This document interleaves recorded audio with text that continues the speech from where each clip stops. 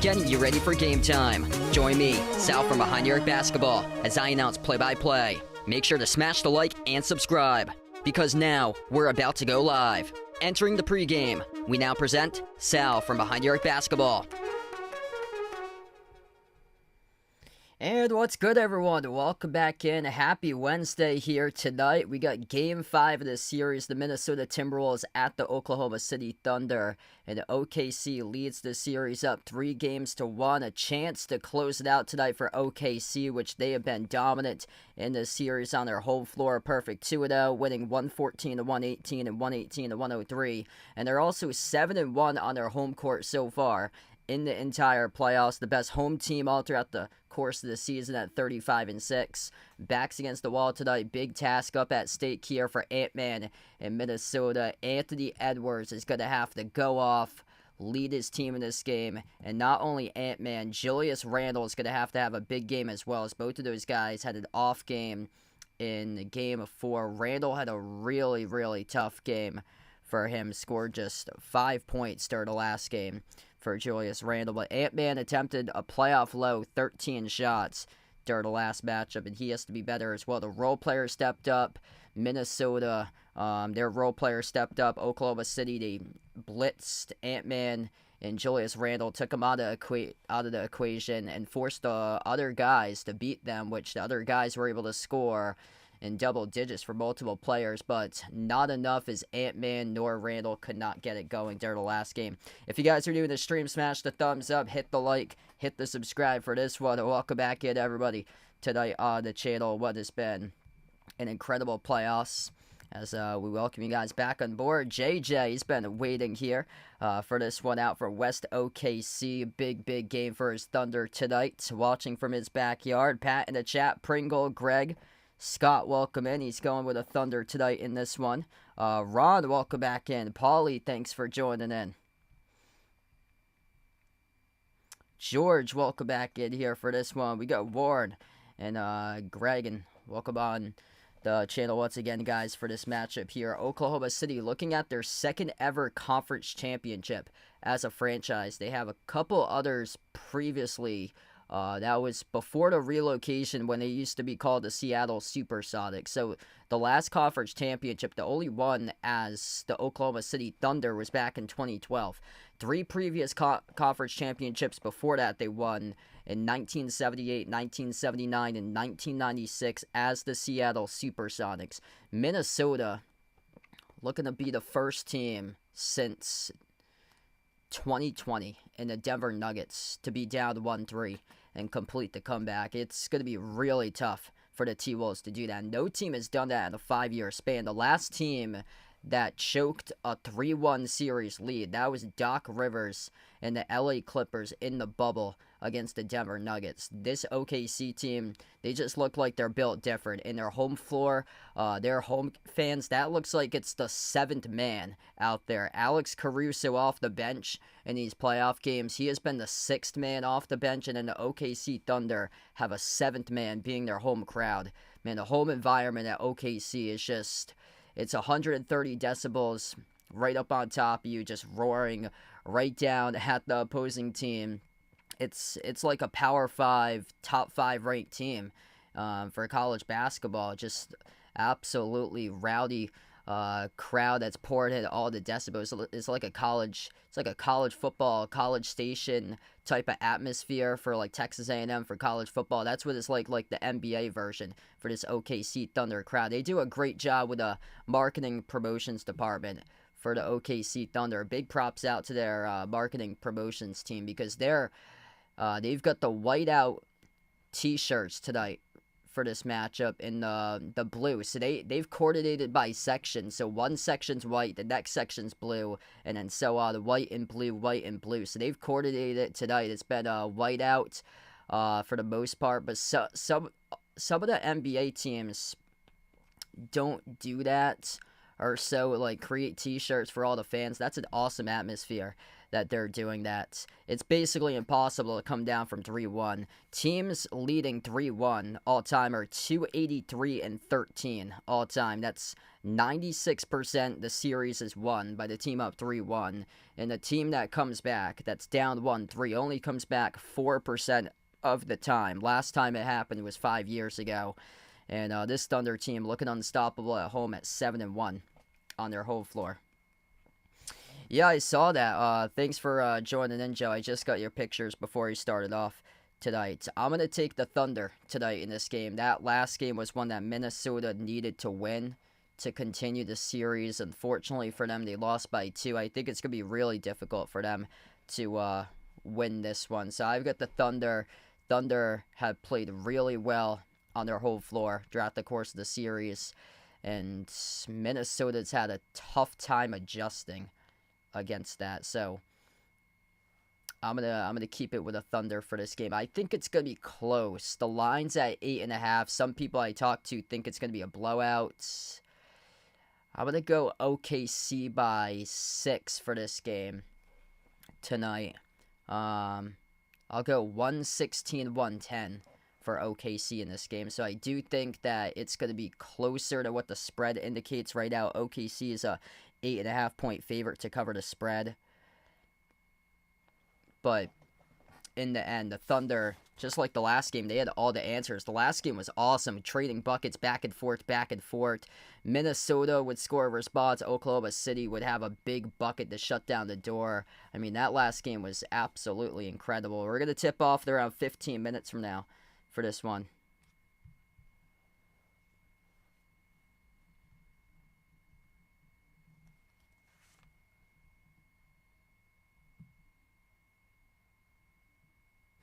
Yeah, hopefully no injuries in this game for sure. Warren took SGA tonight for 28. I saw his prop was incredibly high at 32.5 today. Will the Celtics blow up the roster this summer? Greg puts. I think some of the players probably going to get moved. I heard rumblings today that the Dallas Mavericks called the Celtics and Brad Stevens to inquire about Drew Holiday. So I think the first piece there that's going to get sent in a trade this offseason will be Drew Holiday. Dallas does need a point guard since Kyrie's injured. So yeah, they need point guard help for the Mavs. So far, one team has called about Drew Holiday, and that is the Dallas Mavericks. So the Celtics are probably going to trade away Drew Holiday to Dallas. Question is, I don't think Dallas will be stupid enough to give up Cooper Flag. That's the thing. If Nico Harrison gave away Cooper Flag to the Celtics in exchange for Drew Holiday, Hauser, and like a couple couple picks, like another player off the bench, that'd be a big woof right there for Dallas. I don't think they're that stupid to do that, though. If I'm Nico Harrison, I'm drafting Cooper Flagg. I'm sticking with Cooper Flagg. Like, if it was Jaylen Brown in exchange for Cooper Flagg, I get it, but it looks like from what I'm hearing is that the Celtics are going to keep Jaylen Brown, and I talked about it yesterday, how big of an impact that he is to the community. So not only that these guys are great basketball players on the floor, but also it has to be taken into account the impact in their community that they've had. And Jaylen Brown, he was interviewed by NBC 10 Boston on Sunday, and he said that Boston is home. It's been home for 10 years for him right now, and that's a big removal there. Taking away Jaylen Brown out of the Boston community is taking away his own clothing line that's out of the Boston community. That's taken away courses from him that he was studying at MIT. So that's taken away more than just the basketball player himself. That's taken a lot more because he does so much for the community.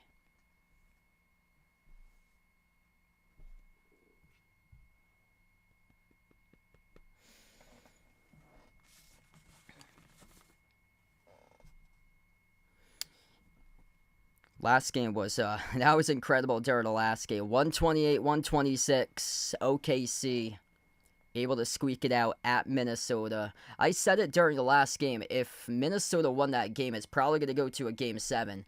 But since OKC won that game, it could end in 5 very well today. Ant-Man's going to have to play the game of his life tonight to extend to the 6. So is Julius Randle. Ant-Man just can't do it himself. The role players stepped up in a major way for Minnesota during the last game. Multiple guys scored double digits for role players. DiVincenzo, Nickeil Alexander-Walker, Naz Reid. Those guys were great. Rudy Gobert, Mike Conley had much better games than expected, but Anthony Edwards, he got locked up by Lou Dort during the previous game. 16 points by Ant-Man in 41 minutes.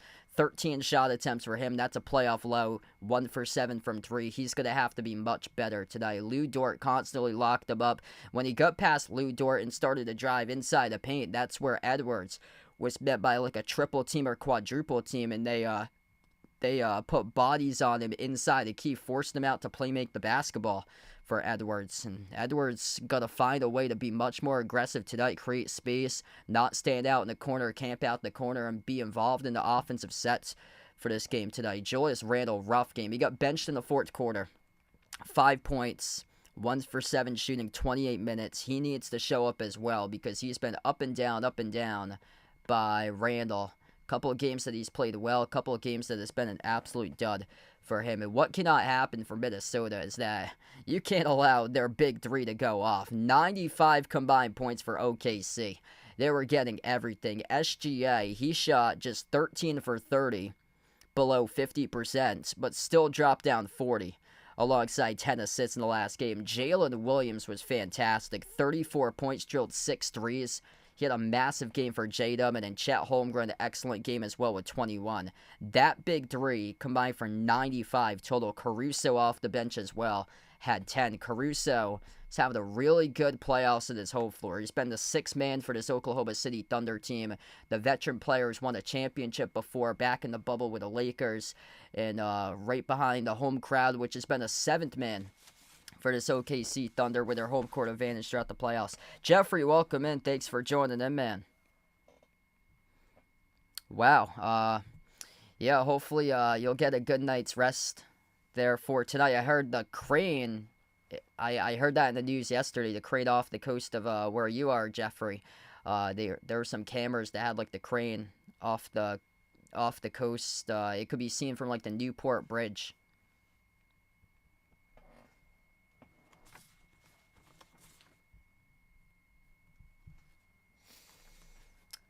Vegas, welcome back in, brother.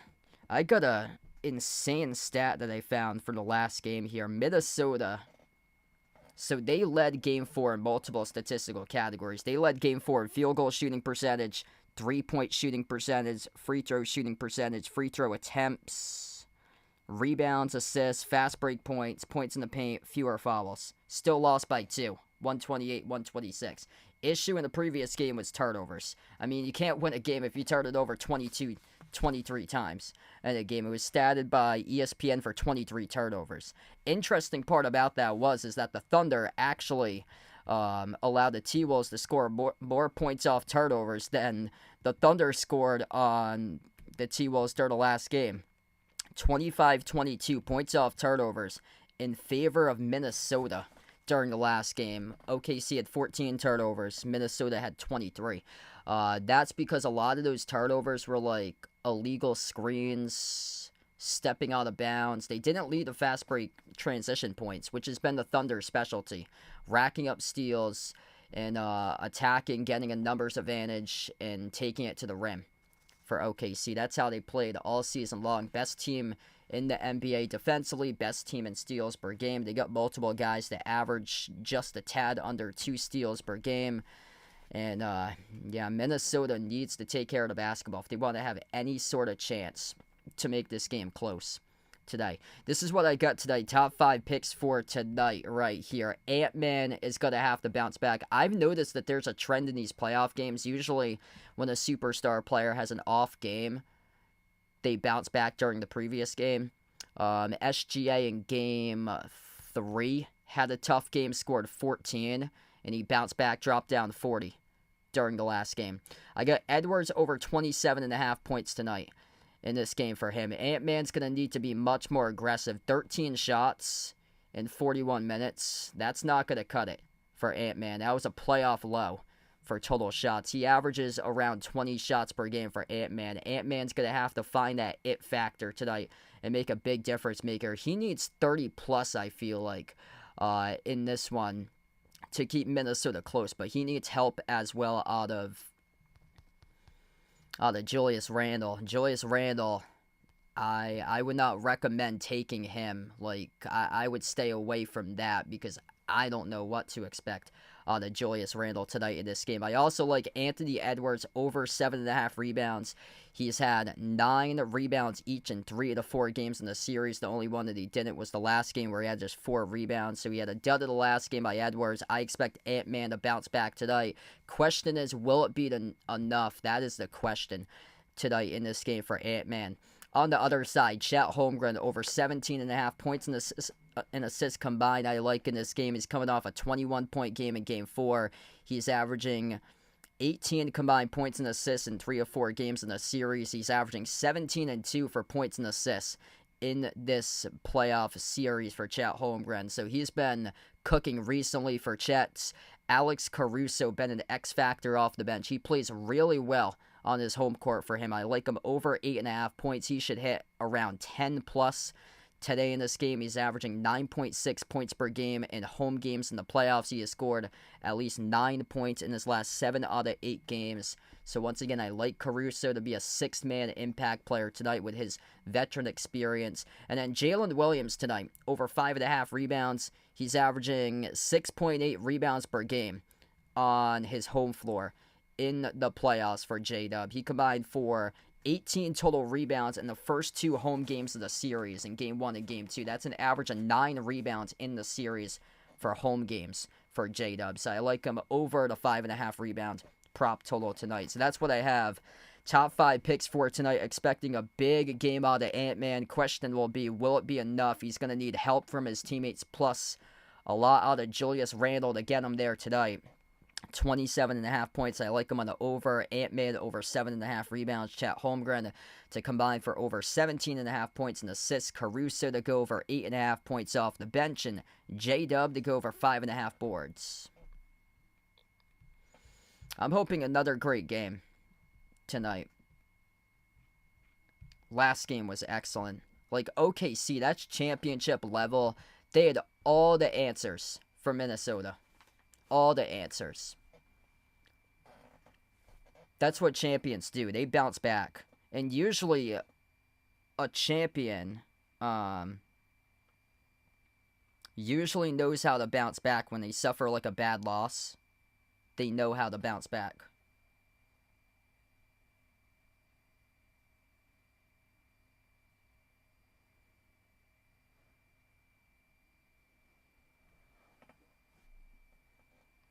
Yeah, this is the last season on his contract for Miles Turner, so it depends on if they can pick him up in free agency.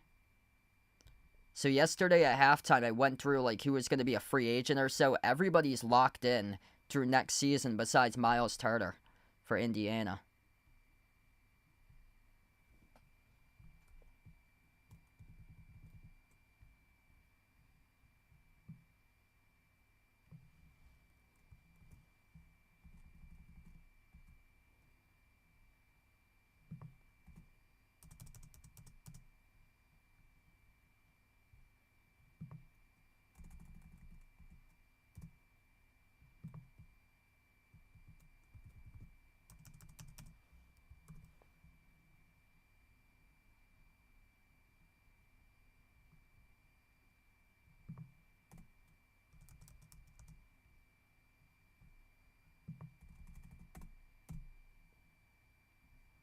Yeah, I think they should for Miles Turner. They got so many great players on that team. Like it's extremely balanced. They're only going to get better because they don't have like guys that's like way past their prime. And this Thunder team is going to just get better and better and better with all the draft picks that they have. These guys, an average age of around 24 for this Thunder squad. They're just, I think they were only around like a year older than the Auburn team for this past year for March Madness for the Auburn Tigers. Oklahoma City was around only a year older than Auburn. Welcome in. We got Pauline watching with Ron. Thanks for joining in. Like last year, we were talking about whether the Celtics could be could be like a dynasty or so for the next couple of years, dominate the NBA. Now the window looked like it closed with a Tatum injury, and Porzingis and Holiday not themselves in the playoff run. If the Thunder win the championship, the next question is going to be whether this Thunder team, how long are they gonna be good for this Thunder team? But we await to see if they could win a championship for that. They're one win away from going to the NBA Finals. SGA, Lou Dort, Jalen Williams, Chet Holmgren, Isaiah Hartenstein, the starting five for the Thunder. Going up against the T-Wolves starting five, Mike Conley, Anthony Edwards, Jaden McDaniels, Julius Randle, and Rudy Gobert. Very little margin of error for this Minnesota team.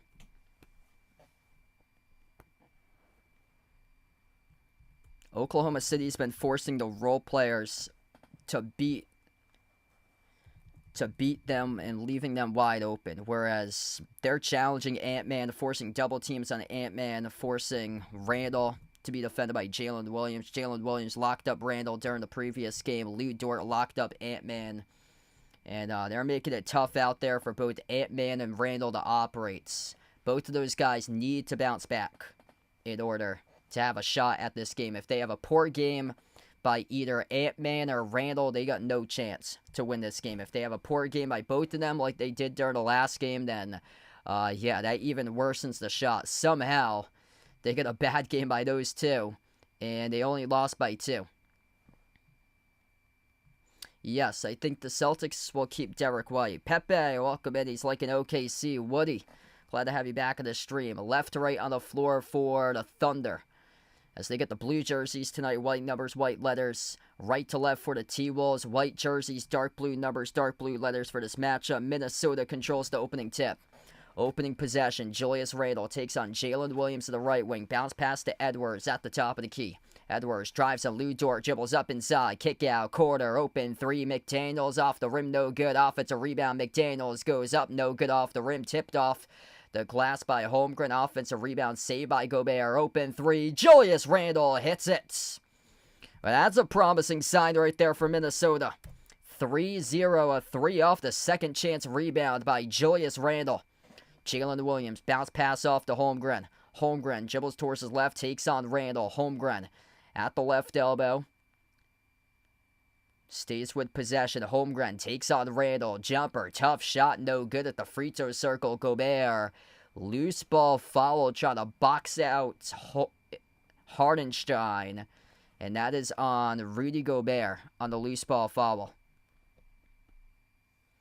So this basketball will stay OKC possession. John Goebel, chief referee for tonight's matchup. Inbound to SGA. SGA coming off a 40-piece start of last game. SGA dribbles up inside the key. Kick out, left corner off to J-Dub. Jalen Williams, a magnificent 34-point game. So did Holmgren. He had 21. A ridiculous three taken late in the shot clock. And it wasn't even close. That's an air ball. Tough possession there by J-Dub. Air ball by J-Dub. It goes back to Minnesota. Wow, you couldn't ask for a better start for the T-Wolves. First minute, Randall splashes a three, force a shot clock violation. That's as good as it gets for the T-Wolves in the opening possession. 1 minute through, Mike Conley sends it off to Randall. Randall goes towards his left around the perimeter. Randall moves it off to McDaniels. McDaniels inside the key. Floats with a shot over Hardenstein. That's not even close.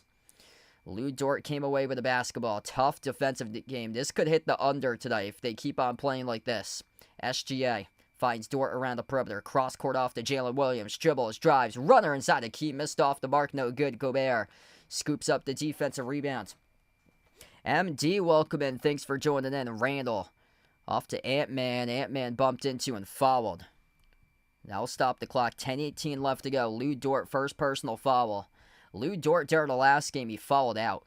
Picked up his sixth foul with around, I think it was like a minute and a half left to go during the last game. And there was a time where Lou Dort, when he picked up his fourth personal foul in the previous game, and the T-Wolves went on an 8-zip run in response from that. So they're going to have to do that. Ant-Man will need to see if he can keep on forcing Lou Dort into some tough foul trouble. Ant-Man kicks it down low inside. Gobert goes up. Foul down low. That's on Chet Holmgren. So that was on the reach before he went into the shot.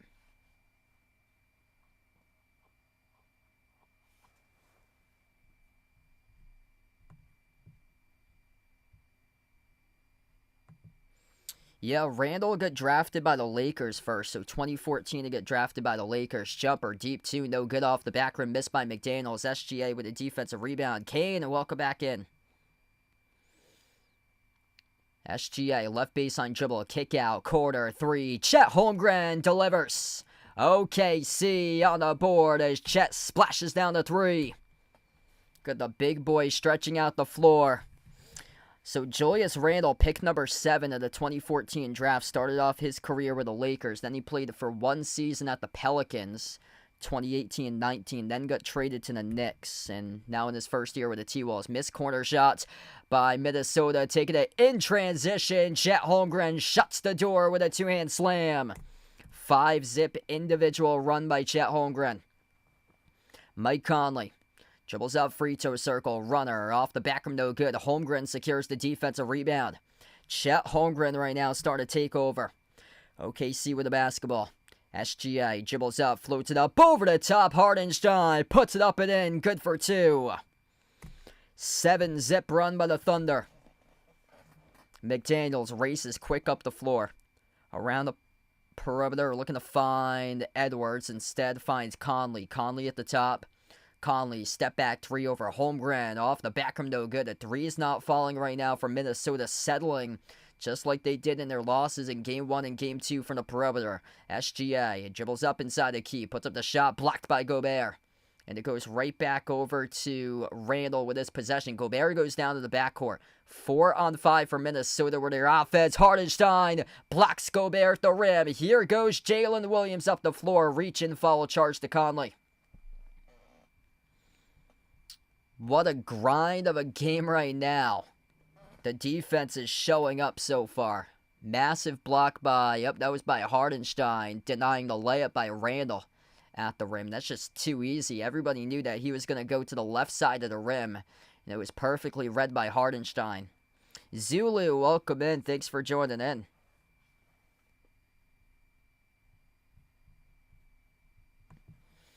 Outside off to SGA. SGA, baseline dribble, gets past McDaniels, soars up to the rim, he scores, up and off the backboard.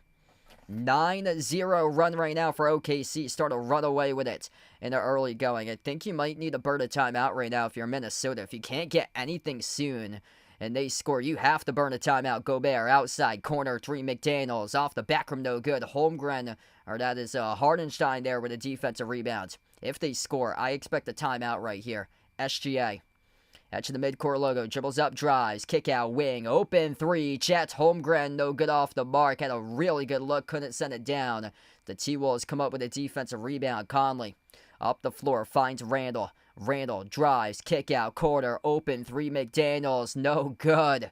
Oklahoma City is stacking the box defensively. They're forcing Minnesota to beat them through the three ball. That is not happening right now in this game as SGA floats it up over the top and Chet Holmgren soars up and throws it down with a two-hand slam.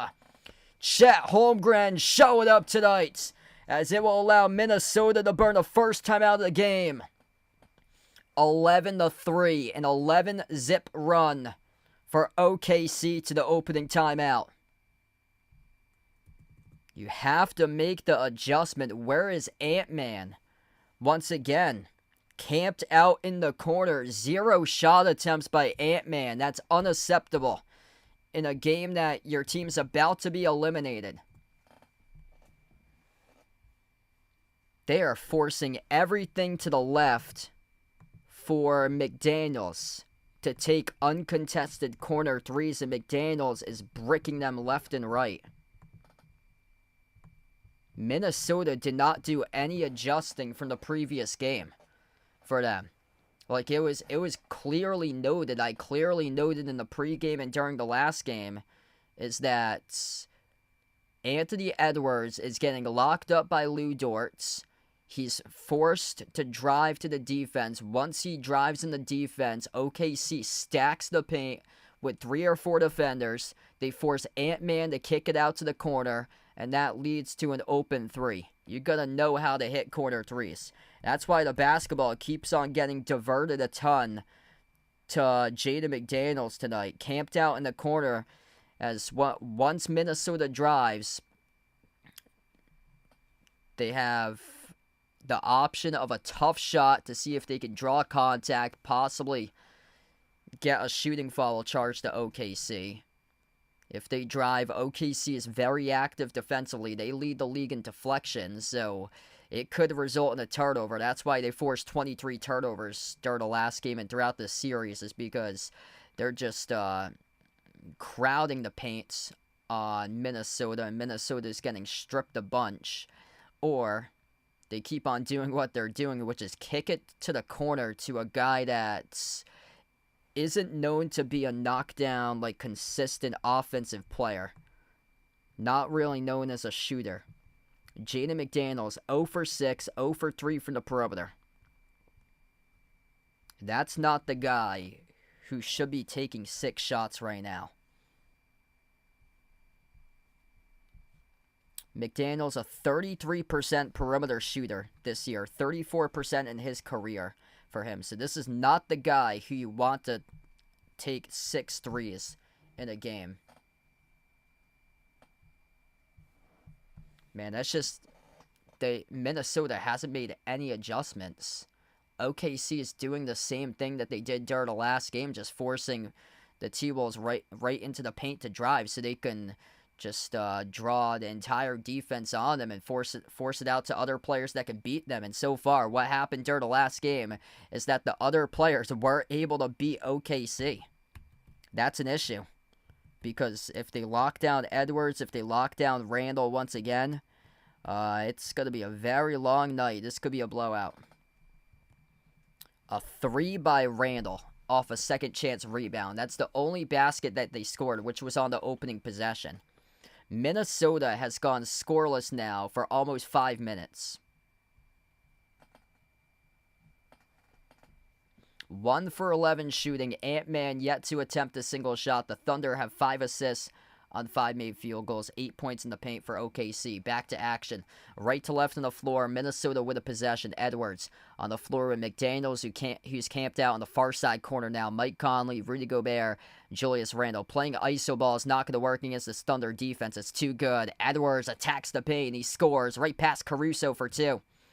11-5 right now. Caruso, first time on the floor tonight, alongside Jalen Williams, Lou Dort, Shai Gilgeous-Alexander, Chet Holmgren. Jumper mid-range off the mark, no good by J-Dub. A rebound secure by McDaniels. McDaniels crosses midcourt. McDaniels across the floor finds Conley. Conley off the screen set by Gobert, off to his left to Randle. Double team swooped away, stole away. Caruso with a steal. Caruso wide open. Shovel pass. Dunked by SGA. That's a stat padding dunk there by SGA. Caruso could have just laid it up and in himself. Calls for unselfish basketball. He wants the assist.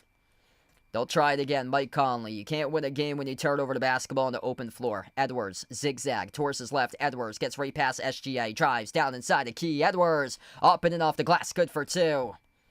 That's the only way that he's been able to score baskets today. He has to go the full length of the front court, going from opposite side to the other side, curling around the corner off the dribble, and just zigzagged his way through the entire defense to score there. Missed jumper at the baseline by SGA. Rebound secured by Edwards. Edwards again at the top of the key. Step back 3 over Caruso. No good. Missed it poorly. And it sails out of bounds off an air ball. Substitutions right now for Minnesota. Nickeil Alexander-Walker will check into the game.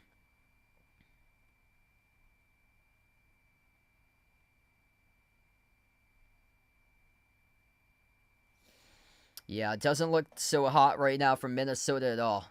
OKC 7-1 on their home floor in the playoffs. 35-6, best record at home in the regular season. It shows.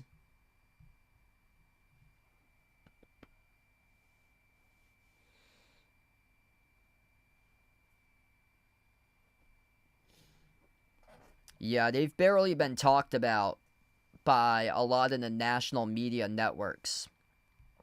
Like, they had a historic season this year. 68-14. Not too many teams can say that they went 68-14 during the regular season, and they're still here in the playoffs right now. 1 win away from the NBA Finals. Jumper's good at the elbow by OKC to go a 15-7 as the pass sailed off the fingertips of Randle, results in the turnover. 2 turnovers now by Minnesota. Under 5 minutes left to go in the first. SGA at the right elbow. Skip pass down low. Dort circles around. Tipped from the perimeter off to J-Dub from Caruso. SGA dribbles on top. Deflected. Intercepted by Naz Reid up the open floor. Caruso interrupted it. And it's a turnover off the shoe of Naz Reid. Alex Caruso, he's been here before in the bubble, an NBA champion 5 years ago with the Lakers, making an impact right now. SGA dribbles, drives, right down the lane inside, he scores, up and off the backboard. 17-7 right now with 4.5 left to go in the first. Nickeil into the hands to Edwards. Edwards at the right wing perimeter, takes on J-Dub.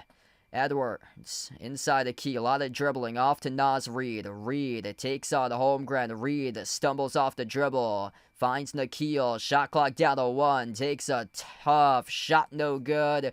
Rebound secure by Lou Dort as he sends it off to SGA for the basketball. 10-point lead. OKC looking to add to it. SGA dribbles up, drives, leaner inside the key and a teardrop. He got it. SGA taking over right now. They're going to continue. No timeout taken here by Minnesota. Down by 12 in a lot of trouble as DiVincenzo gets bumped into and fouled by SGA. James, welcome back in, bud. Yeah, Rudy Gobert's gone. Mike Conley's probably going to retire. Naz Reid could be in a trade market, possibly for another team. So there's pieces that they're going to move in this offseason. I would stick with the head coach for Minnesota. Kind of shocked they didn't adjust in this series. I I think there's just growing stuff that you need to go through. Ant-Man's only 23 for him, so still there's a level that he needs to have for growth, whereas SGA is 26, and SGA is understanding the game, understanding the flow, and playing much, much better than Ant-Man in this series. It's showing. Skip pass by SJ off to Caruso. Missed the three off the back rim. Rebound secure by Randall. Randall up the floor. Finds Nikhil. Nikhil attacks the paint. Blew the open layup. Back it goes to Hardenstein for the defensive rebound. You can't win games if you blow open layups. SGA at the left wing. Jacks up the three. He is him. Bang, a bang for the perimeter by Shea Gilgeous-Alexander. 22-7. Timeout should have been taken already. What's going on right now for Minnesota? 9-zip run by the Thunder in the last 3+ minutes as Ant-Man couldn't finish at the rim, looking for the follow on a run out off the outlet pass. Case and Wallace up the floor, got stripped, and it went out of bounds with 2:38 left to go. This game is out of control right now, 22-7. 7 points in the opening quarter with just 2:38 remaining for Minnesota. This is part of a 22-4 run right now by OKC. So it's not like OKC led this game right out of the gate 12-0 or something like that. They were trailing in the first minute 3-0. 22-7, a 22-4 run right now. And SGA has more points than what the T-Wolves have as a team. 11 points by SGA in 9 minutes, shooting 5 for 7, also with 4 assists. I mean, they're just lights out right now. So that is 5 field goals plus 4 assists. He scored or assisted on 9 out of the 10 made field goals so far. That's insane. Yeah, in the offseason, if you guys would like to come on back for Caitlin Clark WNBA streams, hoping to cover some of the Caitlin Clark games in the offseason. If you guys like WNBA, feel free to do so. From time to time, I usually cover like a football game or two. Usually, it's usually in August for me because I have a lot of the sports broadcasting stuff that I do starting in September. I gotta get that link up again.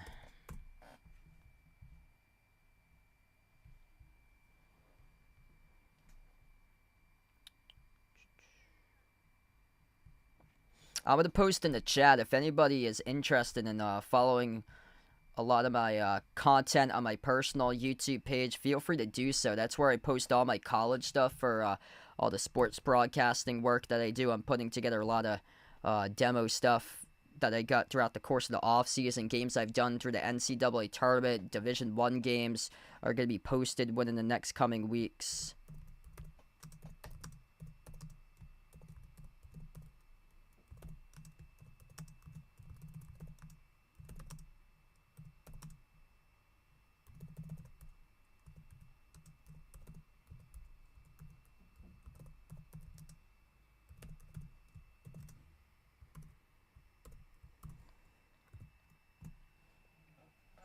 Yeah, so I just put out there my link to my personal YouTube channel. Got a lot of good college broadcasting stuff that I do. So it's probably going to take like a couple months or so because I got demos that I have to upload for water polo, baseball, softball. Still got a couple basketball games, field hockey, lacrosse, soccer. So a lot of the games that I did, a bunch of them are really good. I'm hoping to upload those videos from now, probably like starting this weekend through August. I uploaded 3 videos on Memorial Day, and then I've got a couple of games that I did for the second round of the NCAA tournament that's going to be uploaded within this upcoming week, and then moving on to other games. So yeah, I have like a list of like 35 to 40 videos that I've been doing demos for or so. I usually can't stream that much in September and October because I'm live basically every like Saturday doing the college broadcasting stuff or so, which is cool. Yeah, I'm taking on like a bigger role this year because they got like a couple different invitationals at Brown that I do for the broadcasting team, and a lot of those games are on Saturdays. So what's cool is I spend like the whole Saturday there or so. So it's like 10 a.m. to 6 p.m. Usually they have like a bunch of games because they've had me on water polo a lot, which is cool because usually there's like 6 or 7 water polo games that they have in like a course of a day. So they do the matches every hour and a half. So there's a game at like 10 a.m., another game around 11:30 or so. It goes on all day, like an all day event to have like 6, 7 water polo games, which is pretty cool. And they host like multiple invitationals. So they'll have one like opening weekend, August 30th, another one September 21st around that time, another one around like October 14th, and I know they get the conference championships around mid-November too. I've never done ping pong before. Somebody asked me about cornhole today too. Their husband played in the cornhole league. That's something I've never done before. Something would be pretty cool someday to do cornhole. I gotta break out the cornhole set. We usually break it out around the 4th of July or so, right smack dab in the middle of the summer. 23-7, the free throw was good coming back from the timeout for OKC. This game is getting ugly right now. And choppy too. Couple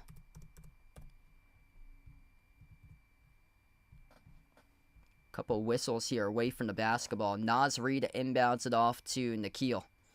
Nickeil Alexander-Walker, Rudy Gobert, Anthony Edwards, Dante DiVincenzo, Naz Reid, the 5 on the floor. Ant-Man, guarded by Dort, for the shot clock. Ant-Man dribbles up, decides not to take the step back, fires the pass down low. What in the world was that? Nickeil Alexander-Walker, runner, at the low block instead of going in for an open layup, and he missed it off the side of the rim, and it went out of bounds. That was horrific. Basketball goes back to OKC. 23-7 with under 2 minutes left to go in the first. SGA slides it off to Wallace. Steps into the 3. Around the rim and out. Rebound secured by Edwards. Edwards up the floor as he takes on Caruso here. Towards his right. Switch guarded by SGA. Edwards slices downhill. Tough runner. Bumped into and fouled. 2 free throws coming up by Ant-Man. 1:35 left to go on the clock. And they have just 7 points right now. Just a jumbled mess currently. I can't believe what I'm seeing out of Minnesota. A couple open blown layups that they missed at the rim. Just a brutal game by them.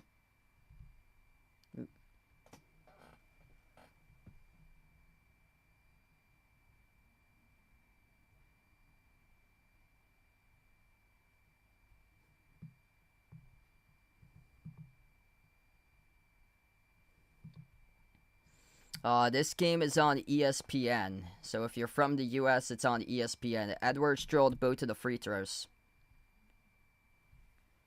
Cason Wallace finds Caruso. No-look pass off the door. Rainbow and a 3 around the rim and out. Rebound ripped away by Naz Reid. Minute 20 left to go in the first. Ant-Man, guarded by Caruso. Ant-Man dribbles up inside a key. Kick out off to DiVincenzo. Fires it off to Reid. Reid accelerates downhill. Outside off to Edwards. Steps into the open 3 off the back rim. No good. Tracked down on the rebound. Cason Wallace, far side of the floor. Pins it right off on Nickeil. That's out of bounds off the T-Wolves. Back it will go to the Thunder. 58 seconds left. Holy smokes. Man, Oklahoma City is out hustling Minnesota on every single part of this game. Final minute left to go in the first. Yeah, so I'm eligible for media passes or so. I usually don't request any.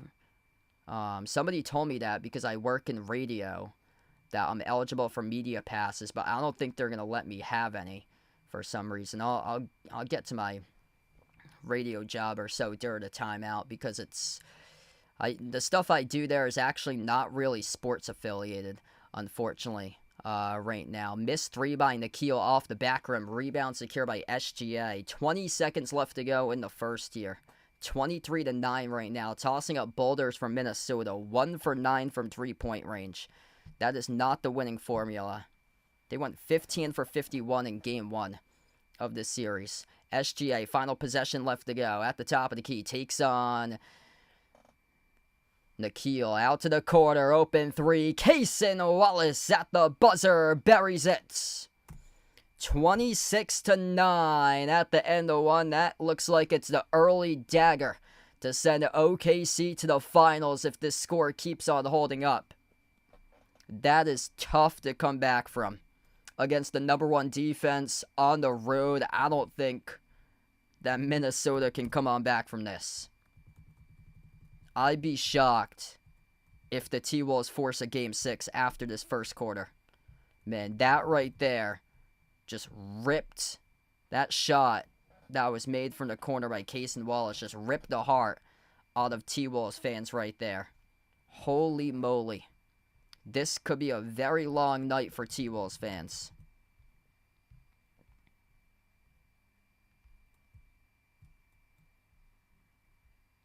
Question mark after question mark right now for Minnesota. They have 0 answers. 9 points in 12 minutes. SGA has scored more points than what the T-Wolves have as a team. 12 points by SGA. 7 by Chet Holmgren. 3 at the buzzer by Wallace. 2 each by Hardenstein and Williams. 6 by Ant-Man. 3 by Randall. That's it. Nobody for the role players has scored. Man. I am interested to see what happens here. The sad part about these playoff games is that a lot of the teams in the game that they get eliminated, it's bad. Like, it's a bad beatdown. Like, there usually hasn't been close games that the team has, like, a team has got eliminated in the playoffs. Like, when that team is eliminated, that's the last that we know of that team for this season, and it usually ends in a pretty poor note. The Celtics got smashed against the Knicks. The Nuggets got pounded in that Game 7 against the Thunder. The Cavs got pounded in the game before they lost against Indiana. They played a much closer game in the Game 5, but the Game 4, they were horrific in that one. And right now, this is not a good sign for Minnesota. I think Golden State beat Houston pretty handily in that Game 7.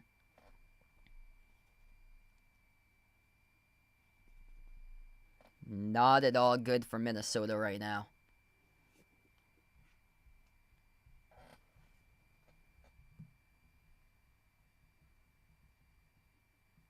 Oh, that's awesome. So JJ's dad, famous radio DJ in OKC. That's awesome. Yeah, so I actually work in radio in production, so it's much my day job is much different from a lot of the sports broadcasting stuff that I do. Some days I get to do a lot of voiceover work, so that's pretty cool, but lately it's some of the stuff I didn't even go for college for. They're having me do like fix wires and stuff. There's been an issue with the phone lines over there, so we've been trying to figure out why the VIP can't sync up to like take phone calls with lines 2 and 3. So it's been like a lot of like fixing wires and stuff like that. So it cuts into my production time or so. A lot of shows that I work with, like the actual live shows, they're actually like political shows. And they're not like national political, they're like local. So it's all like city council stuff. So it's completely different from things that I'm interested in, where I want to be able to like work with like sports shows and stuff and like informative stuff, whereas like a lot of the guests that I end up recording with and working with to record their spots are like city councilors, school committee people. It's totally different. So it's not like I work at this like big like sports media station. It's totally different. I'm working with a lot of political people, which I have zero interest in. And it's a lot of it's a mess. A lot of bickering back and forth, a lot of slander. It's people hating people. It's a really negative environment. I'll say that. A lot of negative talk by people that come in about opponents that they go up against and stuff like that. Chet slides it off to Cason Wallace, launches the three off the rim, no good. DiVincenzo with a defensive rebound up the floor off to Randall. Randall inside the paint, outside on top, off to Naz Reid. Naz Reid finds Randall. His pass broken up, intercepted. Caruso to open floor, goes up, and he will shoot 2 shots. Gets followed by Naz Reid from behind there, going up for the layup. So 2 free throws here coming up at the line by Caruso. Yeah, this is not a good game for Minnesota. Not looking good for the T-Wolves.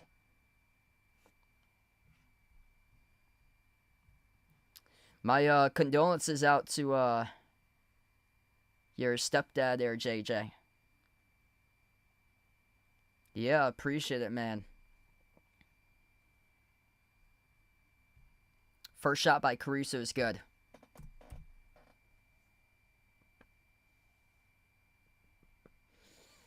Yeah, the whole face of the league thing went like way too soon.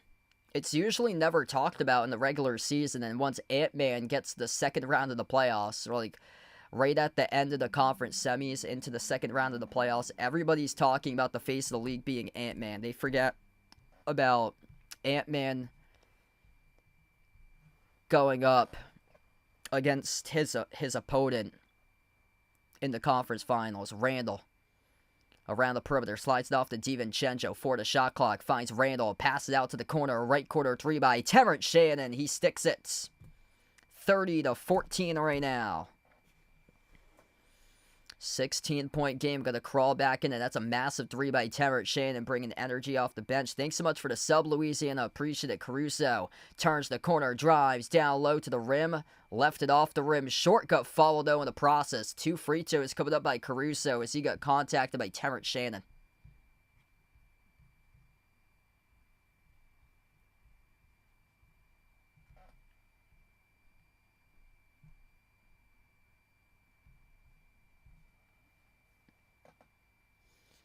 Yeah, this Thunder defense is so good. Like, they've completely blitzed Ant-Man in the series. First shot's good by Caruso.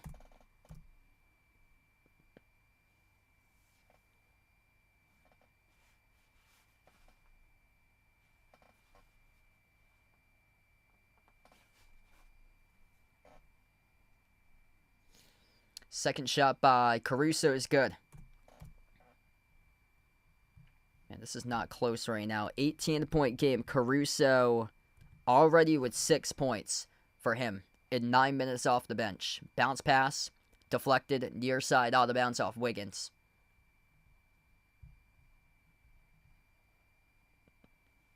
I gotta see something out of Ant-Man.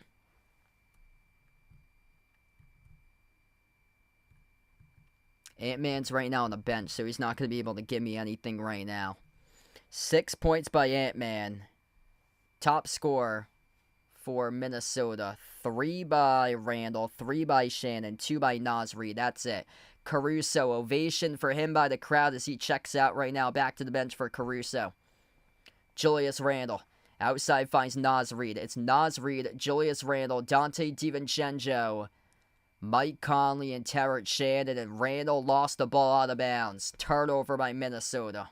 That is not the winning formula. 6 turnovers again for the T-Wolves. That's too many in the first half. Chet Holmgren on the floor with J-Dub, Cason Wallace, Kenrich Williams, and Aaron Wiggins. J-Dub guarded by Shannon. Lob down low off the fingertips of Holmgren. Stole away by Mike Conley. 4th turnover by the Thunder. DiVincenzo up the floor. Cross-court pass, Conley sends it inside. Randall, double team. Randall goes up, got it blocked by Holmgren. Tipped off to Kenrich Williams as they race up the open floor now. Chet Holmgren inside the key, right over Naz Reid, and he dunks it. 20-point lead for the Thunder. 0 answers right now for Minnesota. They're in some deep, deep trouble right now. Naz Reid, too much dribbling, coughed it up. J-Dub with a steal. J-Dub races up ahead of the pack, laces it up and in. And there's another timeout that has to be burned. 36-14 with 9:04 left to go before halftime. Timeout again by the T-Wolves. That is now... that's their second of the night. It feels like it's 3 or 4 for timeouts. That's only their second that they've burned tonight, somehow. Oh boy. This is not it for Minnesota tonight. You can't win the game when you turn it over this many times. 23 in the last game. Tonight they've got 7. This is just not the winning formula. You shoot 2 for 10 from the perimeter. The top player in most shot attempts in the team is Jaden McDaniels with 6, and he's 0 for 6. Breaking shots early on in this game really just set a terrible tone. Just a bitter tone for Minnesota, how they started off this game, breaking shots with McDaniels. And then it's been turnovers ever since. Nikhil, who had a great game, he's 0 for 4 shooting the ball tonight. What a nightmare.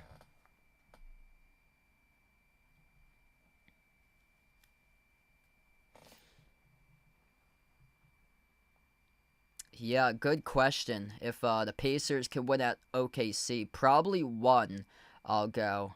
I'm hoping for a deep series there. I'll go with... I like the Thunder in that series in 6. I'll go.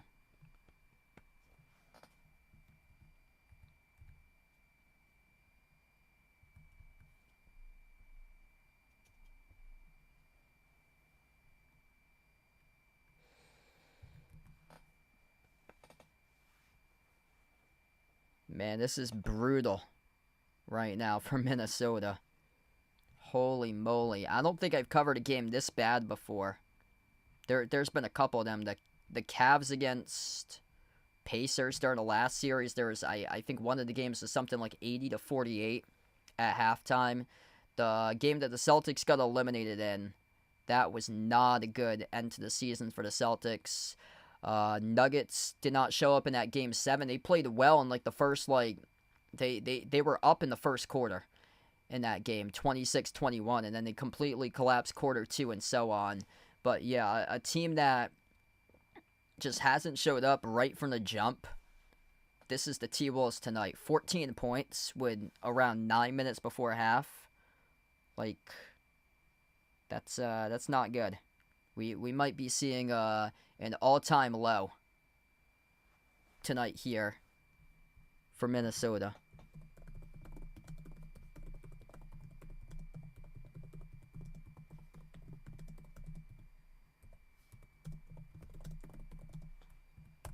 Fewest points in the game this season for the T-Wolves. Fewest points that the T-Wolves scored this season was 79. That was against Dallas. 113-79.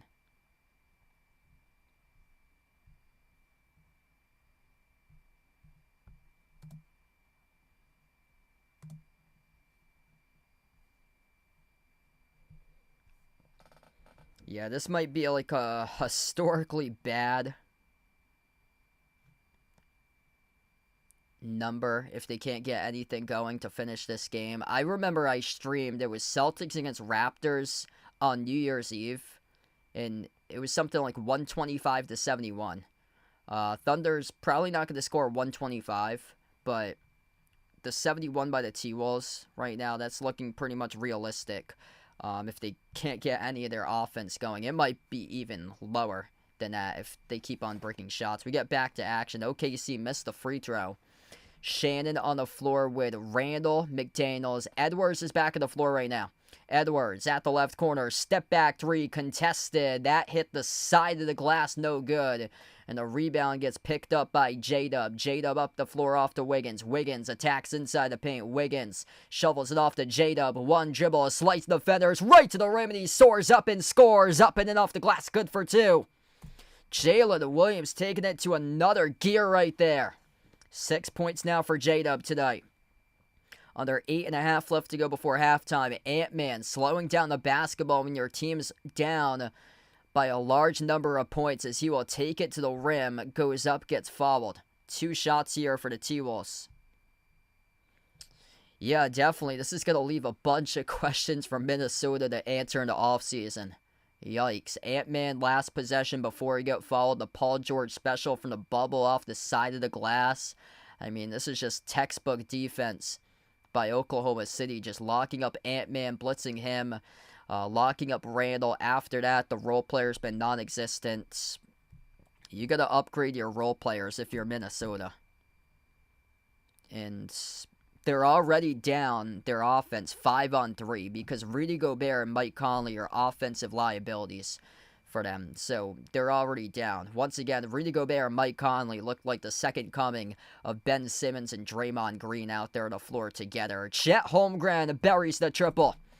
Chet Holmgren came to play tonight. 41-15. Randall, corner three. Randall off the rim, bounces in. Got the lucky bounce.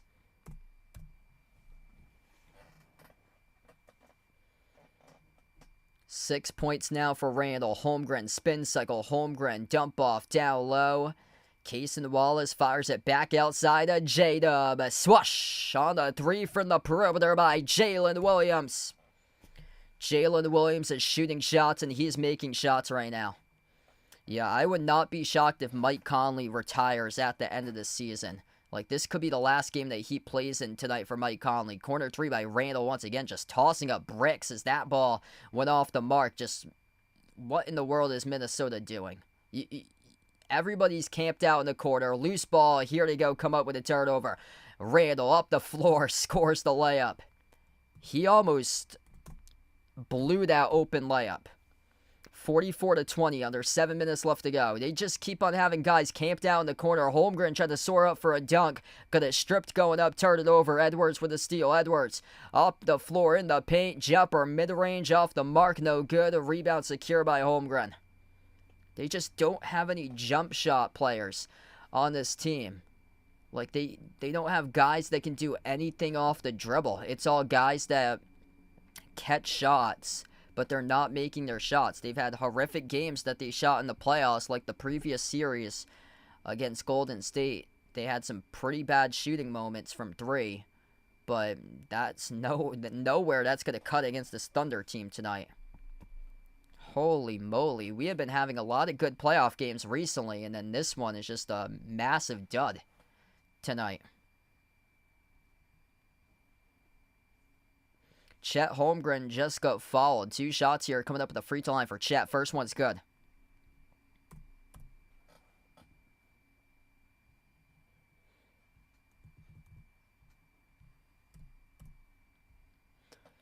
$14 minutes, 13 points already by Chet.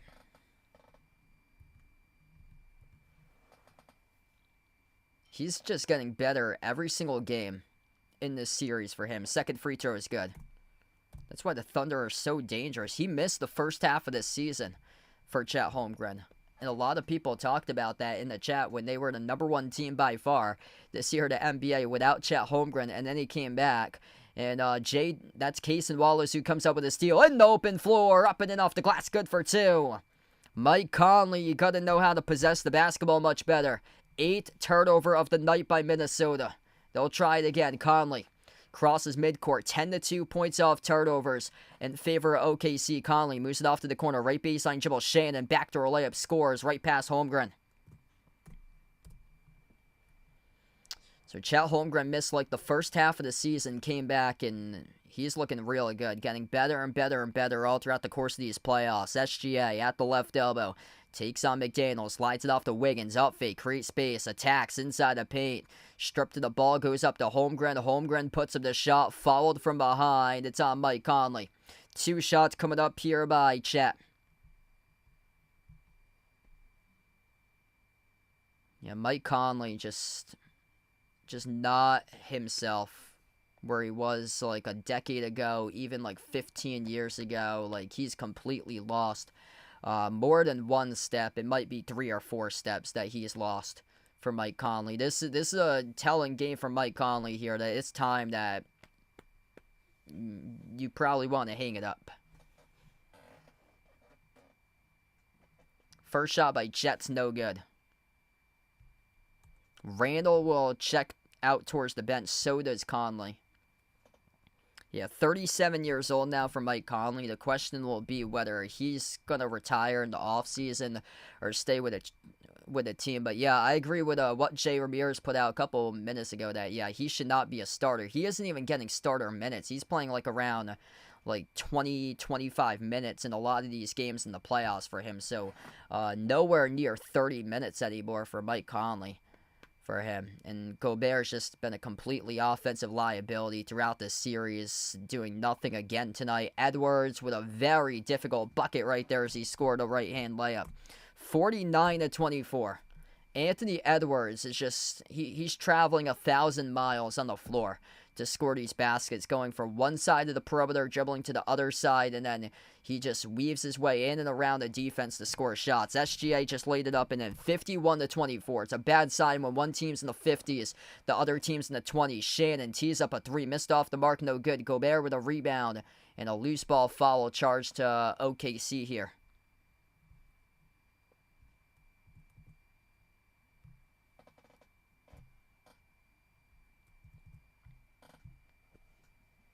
Largest comeback in NBA history was 36. It was the Jazz against Nuggets back in, I think it was 1996. Another steal off the inbound by OKC. Caruso, corner three, missed it. SGA, offensive rebound, jumper, left it off the rim. Short rebound, back to Minnesota with Ant-Man. Edwards, under 5 minutes left to go, just 24 on the board. Pull-up J from 32 feet out, missed off the rim, and Kenrich Williams secures the defensive board. Blazing up the floor with Wallace. Outside Dort, Rainbow on a three, no good off the mark. Rebound back to McDaniels. If you're OKC, you could have used clock there. It's not like they're shooting the ball particularly well from three either. 5 for 14 from the perimeter. Whereas Minnesota's been just an absolute mess tonight. Edwards traveling a long way, going from North Dakota all the way to Arizona off that dribble. Jumper's good from the outside there by McDaniels. 51-27. That's the first three made on the 7th shot attempt tonight for Jaden McDaniels. Minnesota's now 4 for 16 from three as OKC tees up a three and they drill it right back. Big shot from the perimeter there. That's SGA up to 16 in this game. A runner, no good by McDaniels. Tipped around. Defensive rebound hauled in by Caruso. Knocked down at the baseline by Shannon. Shannon picks up the loose ball foul. They're going to call it a deep two. Actually there for SGA. So deep two by SGA in the previous made bucket. Yeah, right in front of the, yep, at the elbow. Yep, right at the elbow over Gobert. Got to his spot. Two shots here by Caruso as he got fouled off the rebound on, it was on Shannon who picked up the foul.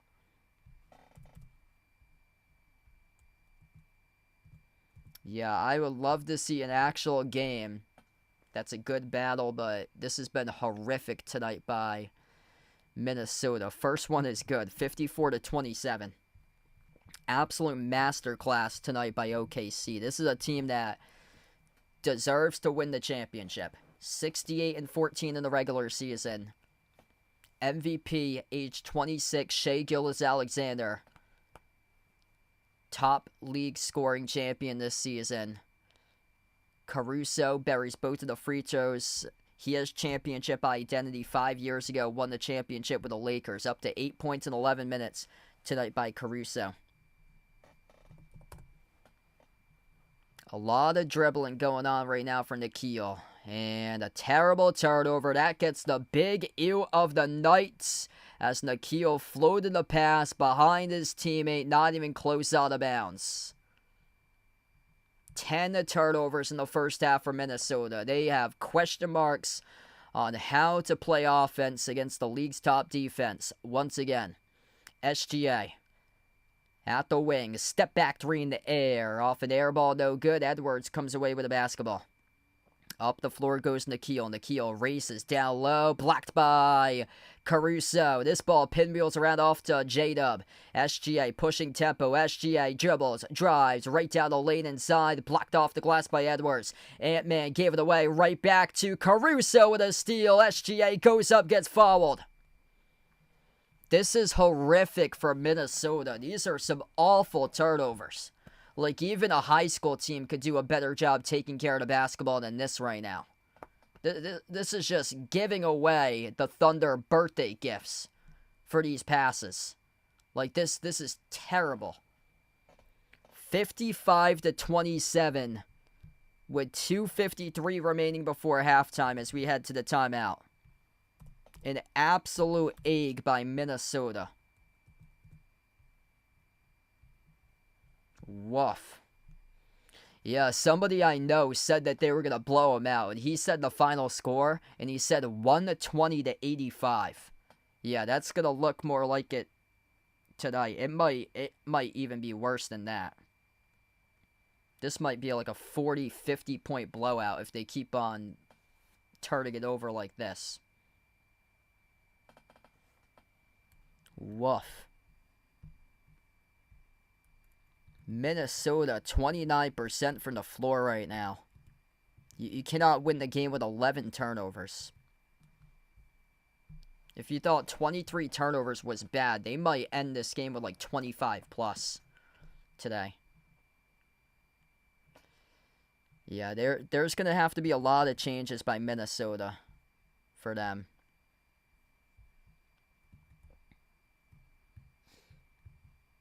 Like, they need some guys that are, like, playmakers that take care of the ball on their team to take away the bulk of that from Ant-Man. Like, Mike Conley just ain't it. Mike Conley tonight, minus 15, 0 points, 11 minutes, 0 for 2 from the floor. Rudy Gobert, 0 points, just unplayable in this series. Ant-Man tonight's a minus 23. Julius Randle's even worse, a minus 26. Naz Reid, minus 16 off the bench with 2 points. DiVincenzo, 0, minus 16 for him tonight. Nikhil, 0 for 5 shooting, no points, minus 13. Oh boy. Yeah, the sad sign about a lot of these conference or a lot of these NBA playoff games is that there's a lot of these games in the final game, like an elimination game, it ends up in a blowout. Celtics got blown out against the Knicks. Oh man, the Heat got smashed against the Cavs in the first rounds, that final game, and then everybody after that game was like, oh yeah, the Cavs are going to win the championship. They just won a closeout game by like 30 plus points, and then the Cavs got blown out against the Pacers.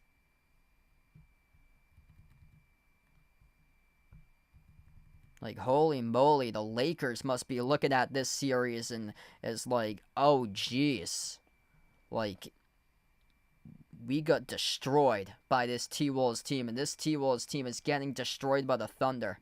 Cavs beat the Heat 138-83 in a sweep. That was game 4 of that series. That series wasn't even close.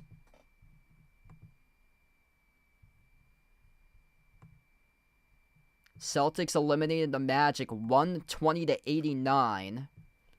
That's right, the Game 7 between the Nuggets and Clippers wasn't even close.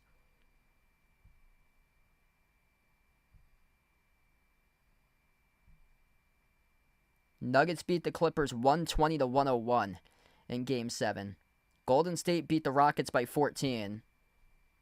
Rockets, though, are going into the offseason like much different from a lot of teams because I don't think a lot of people expected that other than for them to be the 2 seed. They took Golden State to 7 in that first round series, and they were like ahead of the 8 ball. So they were like one of the few teams that they know what they need. They need like a superstar player on that team for them. But like a lot of the other teams, it's just not there. It's the time to shake it up, and Minnesota's going to have to do some roster changes in the offseason, just like the Celtics, just like the Nuggets.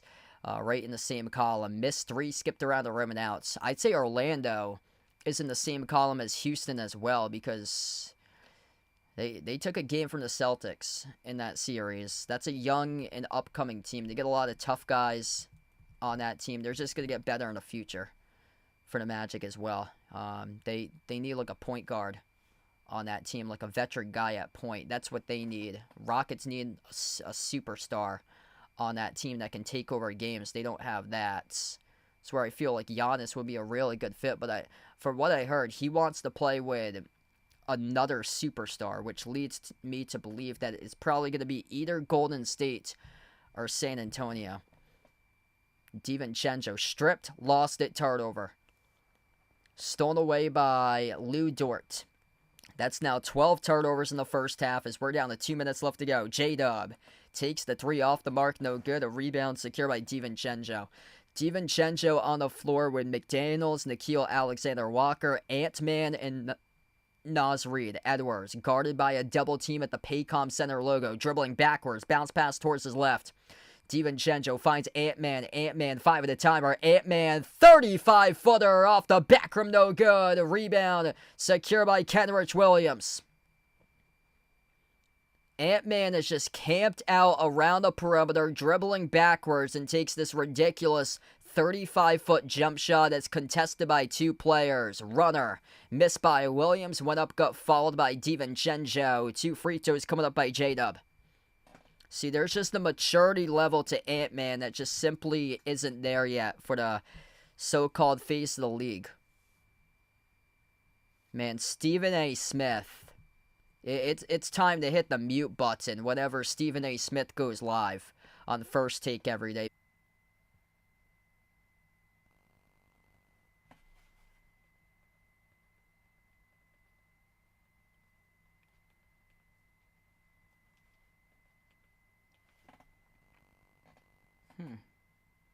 Still off. Oh, okay. I think I'm back on.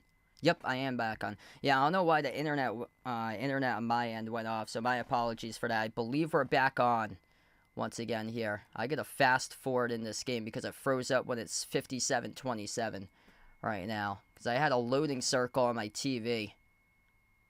I've got 63-32 is what I got right now. So my apologies about that. For some reason, it hadn't dropped frames at all tonight. It's been dropping frames the last couple of nights, but for some reason the internet went off and it kept on saying reconnecting on my OBS. So my apologies about that to you guys there. But it looks like it's back live because I just got the chat. Again, I lost the chat as well, and I just got it back right now. So I'm back. Thanks all for patiently waiting. Just got it back.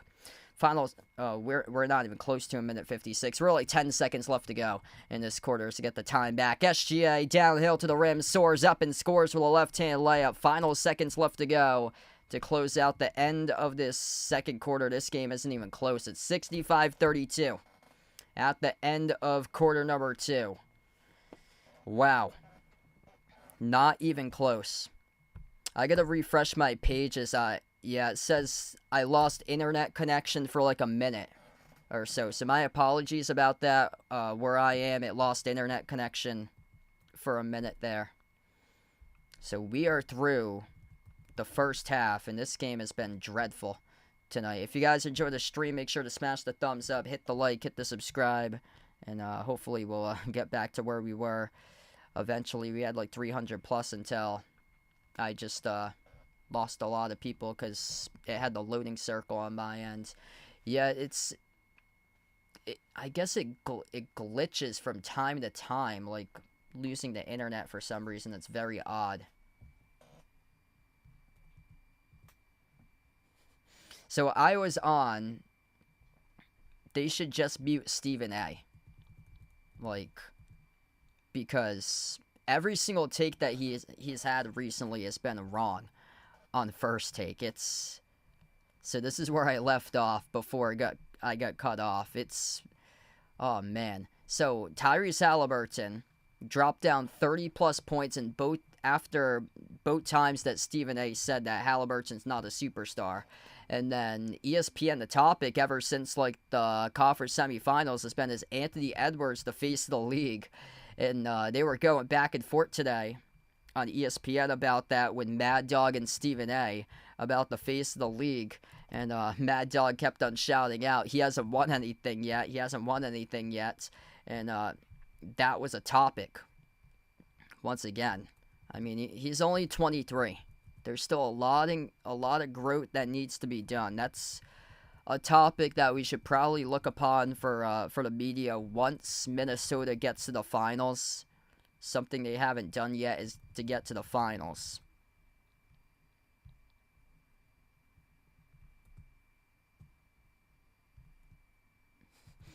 Yeah, he probably had the rights there to mute my stream. It's too funny. Right on cue.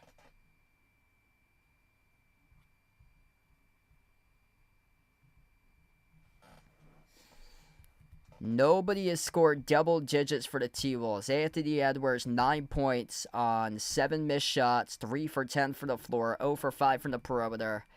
It has been a nightmare of a game. He's been forced into take so many tough shots. Oklahoma City is locking up Ant-Man and Randall, and then the role players have been horrific tonight. 3 guys in double figures, which is the same 3 players for OKC. 20 points by SGA, 15 by Chet Holmgren, 15 by Jalen Williams. That's not the winning formula for Minnesota. Minnesota with 14 turnovers at the half. You can't win a game when you have that. 14-2 fast break points for OKC. 30-14 points off the fast break for OKC. Also 14-2 points conceded off turnovers.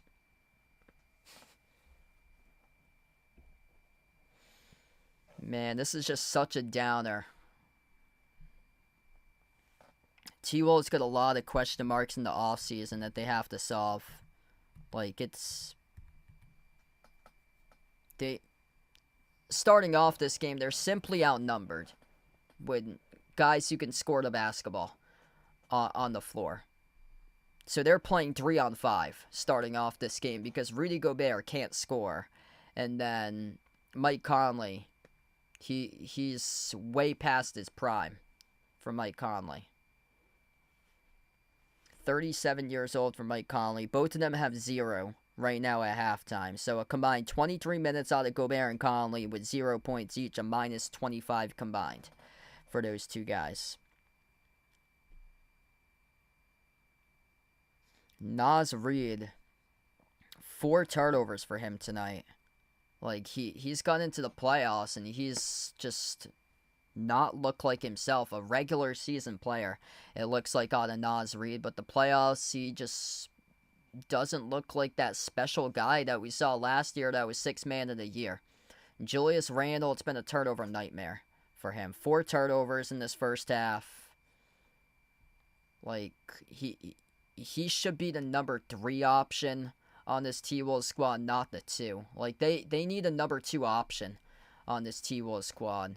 Like, that's too much to handle, looks like, for Randall to be the number 2 option. He's going to need to be bounced down to the 3. And then Edwards needs like an actual playmaker to come in and take the load off his hands as well. Because Mike Conley is the point guard in this team. That's not going to cut it. 1 assist, 1 turnover, no points. Like, you need an actual scoring point guard, not somebody who's going to score at a minimum. At least he tries and takes jump shots. Like, it's the scoring numbers of Ben Simmons that Mike Conley's producing this year, but at least he's taking jump shots for him and not, like, staring away from the rim trying to hand off the basketball. So everybody knows it's 4-on-5 to begin with on the floor since he doesn't even bother scoring. At least Mike Conley, at least he, like, gives it a shot in attempt shots.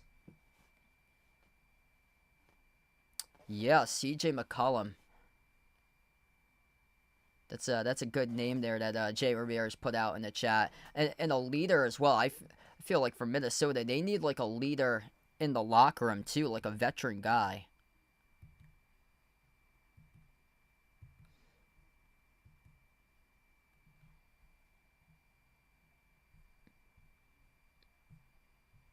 Like, if this was a couple years ago, Drew Holiday would be a really good fit for this T-Wolves squad. It looks like he's lost a step, though. Dallas is inquiring about him. So it looks like he might get sent over to Dallas because they need like a lot of point guard help on their team.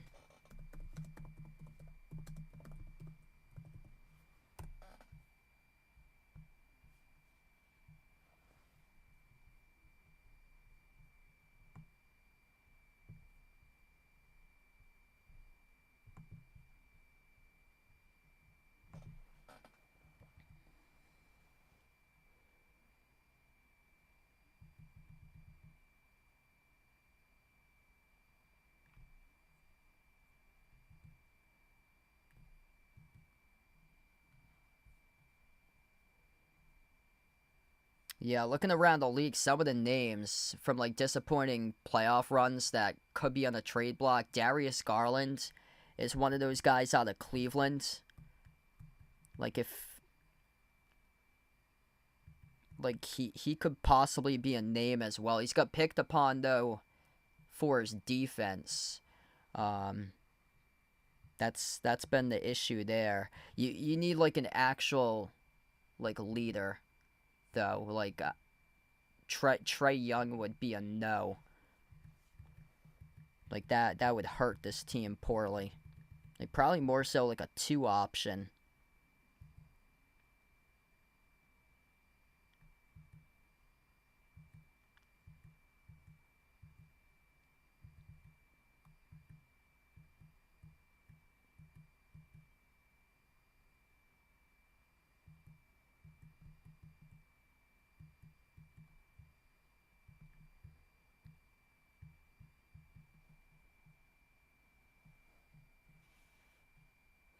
Yeah, Pistons just gonna get better and better.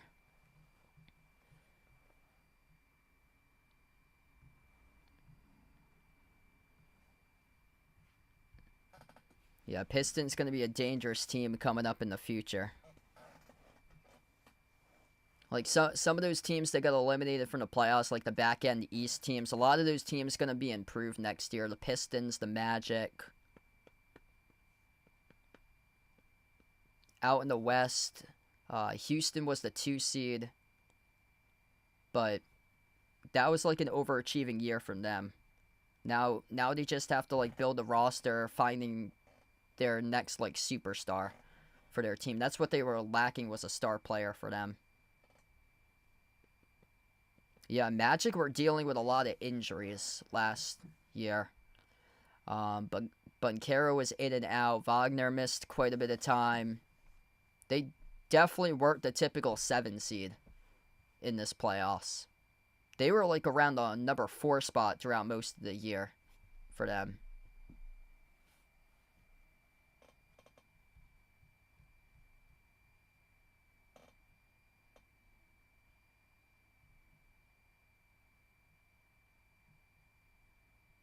Yeah, exactly. There's been no momentum by Minnesota for them. Like, you got chances here to score baskets, and it just results in turnovers.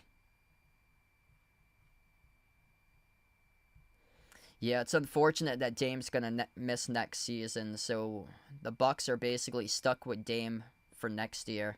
Andrew, welcome in. Thanks for joining in. Cotter, welcome in. If you guys are new to the stream, smash the thumbs up, hit the like, hit the subscribe. Right now, just at halftime. I wish we had a better game than this year currently, but this is what we got tonight.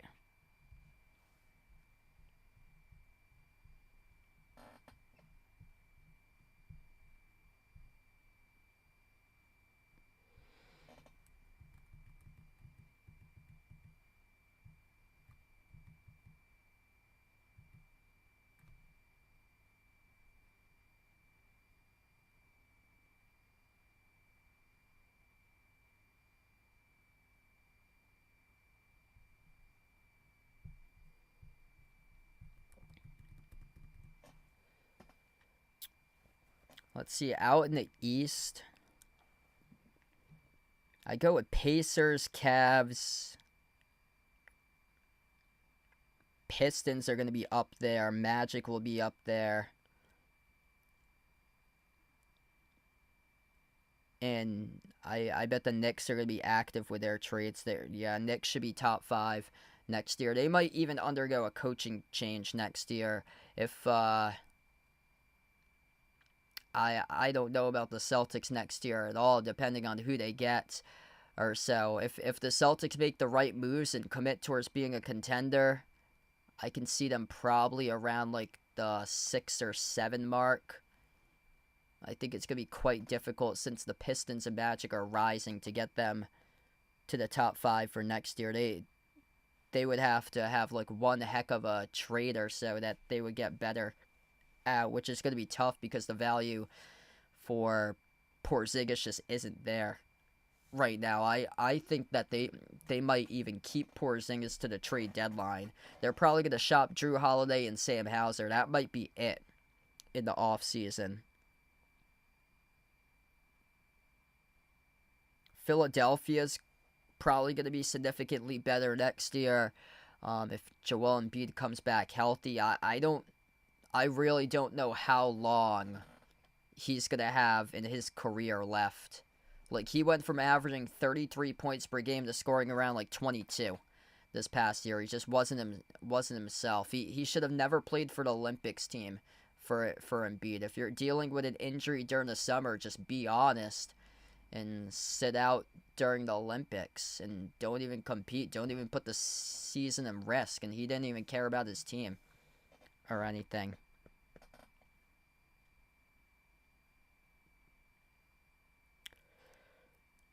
Chicago, that's another team. They were rising late in the season last year too. That's another team to pay attention to that could be better next year. Atlanta with like a healthy team that's come back because they got hit by the injury bug. Jalen Johnson had a really like good breakout season for him. That's another team to that could be a team that puts themselves in like an improved year for the Hawks. They should be much better. They could be a team that could find itself in the top 6 possibly if everybody stays healthy. And then they get question marks too if they're gonna trade Trae Young in the offseason.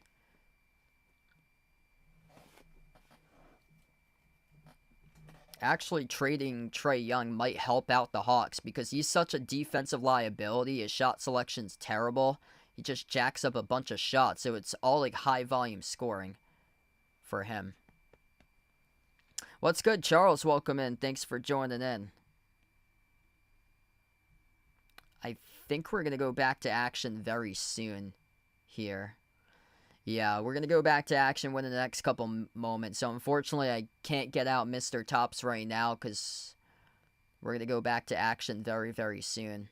These halftimes are not very long. I feel like college basketball, the NCAA halftimes are forever.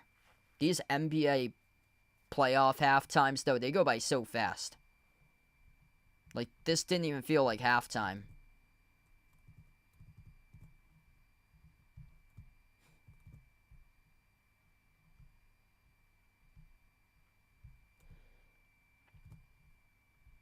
Yeah, that went by so fast. Wow. Usually my day at work goes by so, just really slow. Every single day. It just drags on at work because I work in 4 walls in the production studio. Totally different over here. Like, streaming for 3 hours, it doesn't even feel like 3 hours. Like, any time that they broadcast games, whether it's like at colleges or whether it's doing a stream, it doesn't even feel like 3 hours because there's just so much going on. So much going on in the court, every single play, every single possession. It really doesn't feel like it's a drag at all. It just like it goes by in a flash whenever I cover these streams. Whereas like it's the total opposite when I start off my day job. I'm locked in 4 walls in the production studio.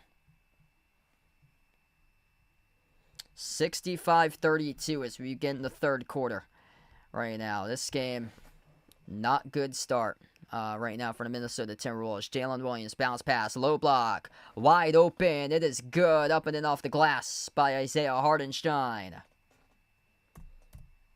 25-point lead here for OKC. Minnesota with Mike Conley on the floor with Gobert, McDaniels, Ant-Man, and Randall. McDaniels jacks up the three off the rim. Short, tipped back up to McDaniels for the offensive rebound. Mike Conley in a three. He hits it. They will not count it.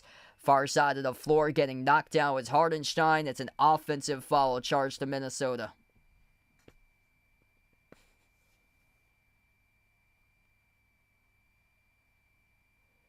Yup, OKC inching closer to the finals. What a terrible day to pick for not to show up for a game tonight for the T-Wolves. Missed runner by J-Dub. Offensive rebound controlled by Dort. J-Dub slides it off to SGA. 67-32. Right now, at the right wing, it's SGA. Backs his way for the timer. Jumper deep, two. Off the back rim, no good. A rebound secure by Ant-Man.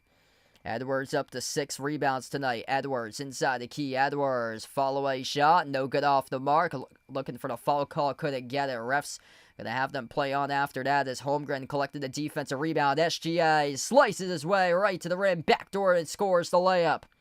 69-32 right now. Randall, kick out to the corner, off to McDaniels. Follow-away inside the key is good. 69-34. Yeah, this is 35. Yeah, I missed that. I actually said 25. It's even worse. It's 35 right now. That's the margin. J-Dub's jumper, no good. Tapped in, though, by Hartenstein. Anytime you got a team that's in the 70s to a team in the 30s, that's never a good sign. 10 minutes left to go in the third here. McDaniels. Inside the key. Outside to the wing. Conley. Off to Edwards. Yeah, this is just so disappointing for Minnesota. Edwards is good for 2.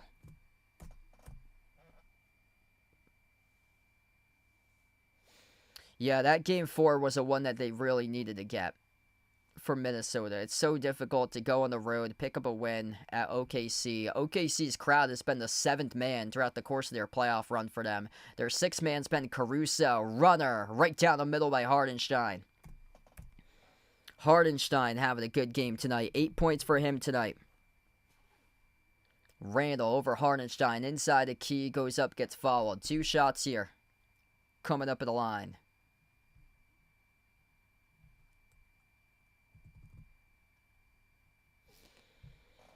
Holy moly.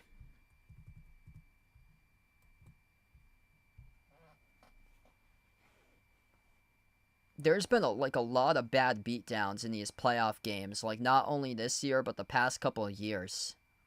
And that's led the teams... It gets in the mind of those teams that lost by, 30-plus points. And then they end up blowing it up in the offseason because they're just feeding off all the negativity on social media. Looking at that in the moment, and they just blow it completely up.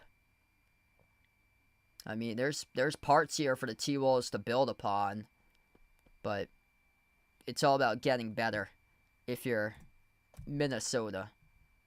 There's a couple guys that it's noticeable that you can move away from, like Gobert and Mike Conley, but just going to get better players in that's like veteran players that can help out the locker room, because the team leader is 23 for Ant-Man. There's still a lot of maturing that will need to be done in the future. 9 minutes left to go. 73-38 right now. Ant-Man gives it off to the baseline. McDaniels goes up, lost it, got it back. McDaniels blocked off the glass by Hartenstein. Back it goes to the Thunder. OKC without 3 blocks as a team.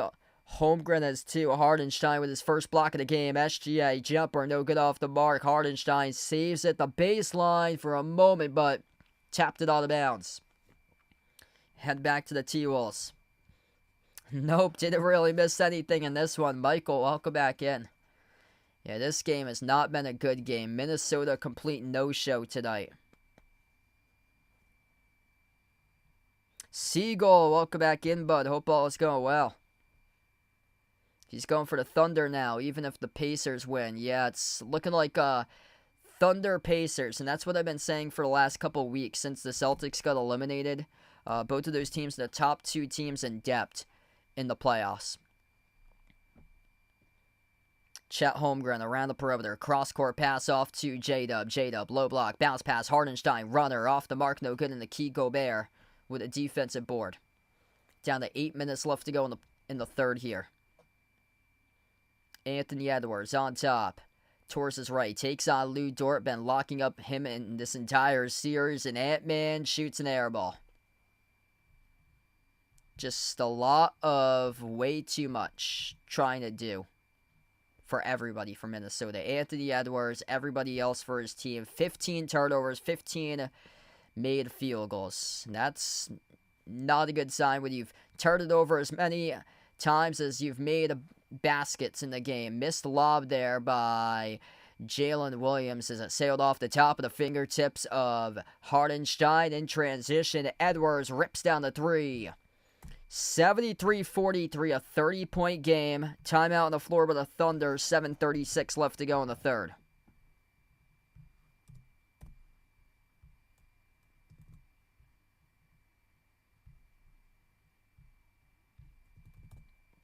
I will take the Thunder in 6 over Indiana.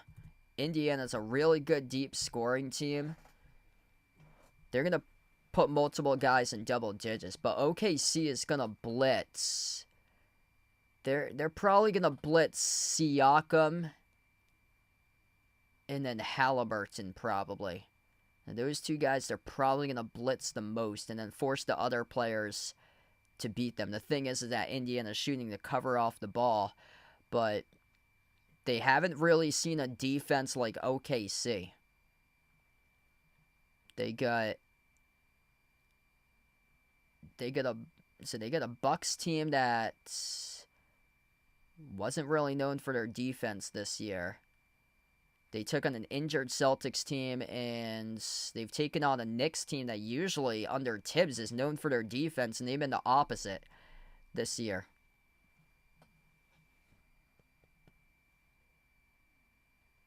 Yeah, Pacers have a bunch of guys who can score. So they've got more guys that can score.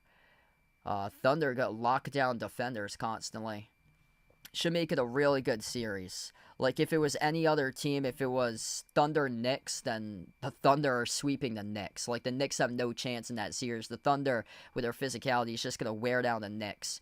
And it's not even going to be a contest there. That's going to be a grown man's game for OKC winning in 4.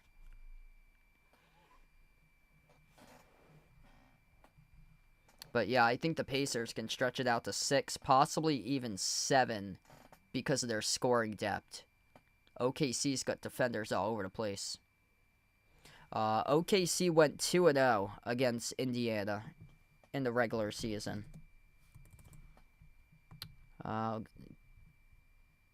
Get those scores there. One of the games was pretty lopsided. First game was on December 26th at Indiana, and OKC won 120-114. SGA had 45 points in that game. And then the second game was at OKC. It was late in the regular season, March 29th. OKC won 132-111. SGA had 33. I bet you OKC is going to even, like, increase the rotation themselves. Like, guys like Isaiah Joe, they're probably going to make more of an impact against the Pacers in that series. Like, I could see Joe scoring, making much more of a scoring impact. He had, Isaiah Joe in the second game, he had 19 points against Indiana. This was the scoring in the 132-111 win for the Thunder. 33 by SGA, 22 by Lou Dort. Jalen Williams at 18, 14 by Cason Wallace, 19 points by Isaiah Joe. Kenrich Williams scored 10 points. And the Pacers, they just didn't have a player that went off. They had a bunch of guys scoring the teens. Halliburton with 18, 16 by Nembhard, 12 by Toppin, 11 each by Siakam and Turner, 10 by Jarris Walker, 10 by Ben Shepherd.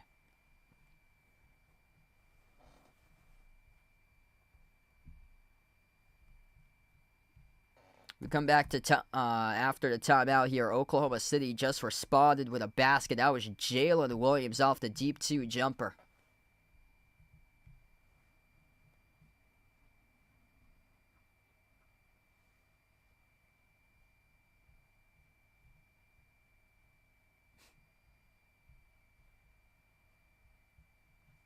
Yeah, it's probably the camera angle or so.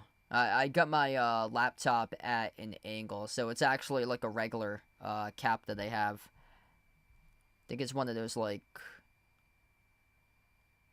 I don't think it's new era for the cap. It might be. I think there's another brand like 24/7 or something like that. So that might be it or so. 30-point game once again. Down low is SGA driving to attack the rim, missed the layup, no good. DiVincenzo with the basketball, finds Edwards. Edwards dribbles, drives right down the lane inside. He soars up and scores, up and off the backboard. 28-point game right now, under 7 minutes left to go in the third. Edwards up to 16 tonight. Holmgren finds SGA.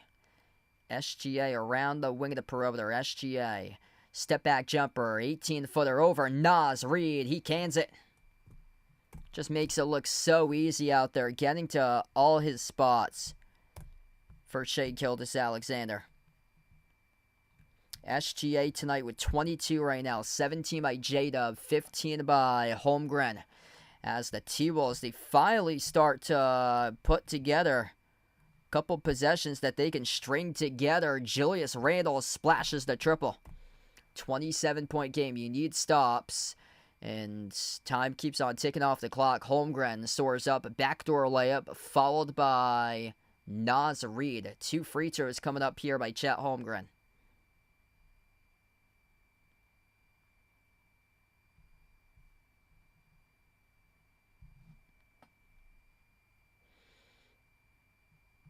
Yeah, I agree. We're probably going to see a lot of points in the finals. Holmgren's first free throw is good.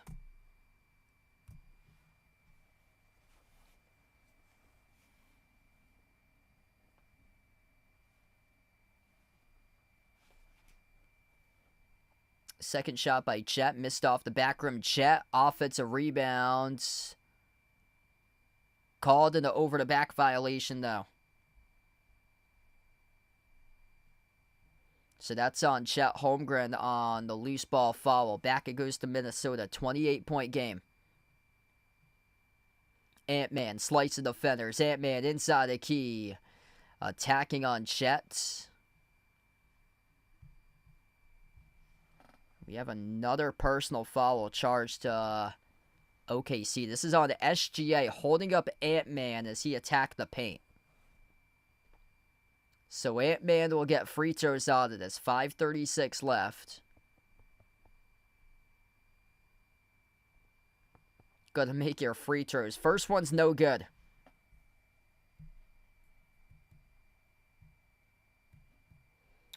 Thunder are 16 for 18 at the line. Minnesota just missed their first of the night by Edwards. Second one's good.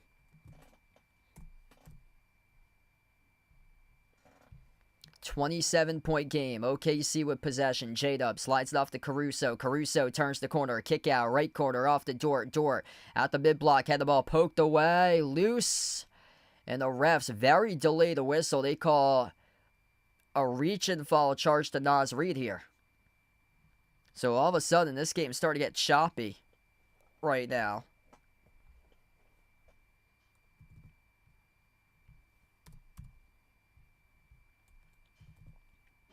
Thunder get the inbounds. SGA moves it off to the middle. Up fake. Caruso missed the layup off the step through. Rebound tip to Randle. Randle outside DiVincenzo. No look pass right corner to Keel on a 3. Bricked off the rim. No good. Back it goes to SGA for the defensive board. Yeah, a little bit of momentum there if you can make a 3. It just hasn't been their night for the perimeter. Lou Dort, left baseline dribble, lobs up over the top for Holmgren. Couldn't get it to him. No, got deflected up in the air. Picked off by DiVincenzo as he was knocked down by Chet. Foul here, charged to Chet Holmgren in the backcourt.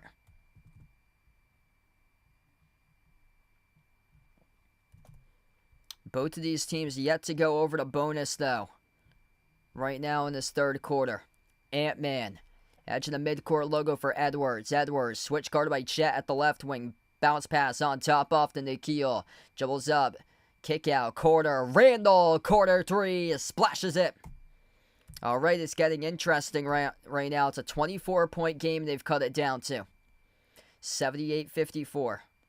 Top of the key, J-Dub. OKC starting to get a little bit lackadaisical with the basketball. J-Dub had it stripped. Right place, right time with Chet Holmgren dribbling baseline and got ripped away out of bounds as the refs roll it off the T-Wolves here.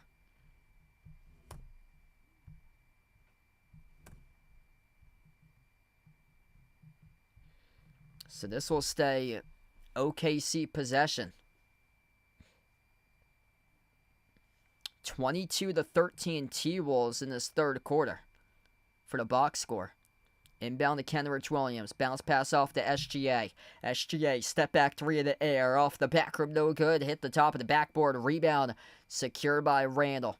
Finds Edwards down the far side of the floor. He takes on Caruso. Lou Dort will camp out in the paint, switch to guard Randall now. Edwards, give and go. Pass got broken up. Bitter set by SGA. Sprinting up the floor with a driving slam dunk.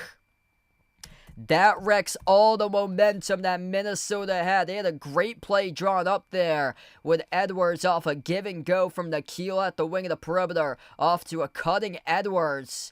Going from the top of the key, trailing to the rim, but SGA read that basketball perfectly. Resulted in a pick as he took it the distance. Great deflection and steal, leading to the driving dunk. Randall on the opposite end going up just got fouled. It's on Caruso, who picked up the shooting foul, and he got the shot as well. 80-56, and one here by Julius Randle. It is good. 23-point game right now. Randall's up to 21, 13 this quarter. It's a 25-15 third quarter advantage in favor of Minnesota with some signs of life here. Caruso in the middle, kick out, quarter three. Lou Dort delivers. That's a massive three. Down to 3 minutes left to go in the third. Ant-Man crosses midcourt. Ant-Man drives downhill to the rim. Edwards floats up a tough shot. Left it off the rim, no good, and a leaner for a mid-range shot falling away. Back it goes to the Thunder. SGA moves it to the outside. Lou Dort with a three off the back rim, no good. Offensive rebound tracked down by Wallace. Loose ball foul or off the reach. Charge to Randall here. And now stop the clock. 2:57 left to go in this third quarter as we will head to the timeout as we get a timeout here taken on the floor for the T-Wolves.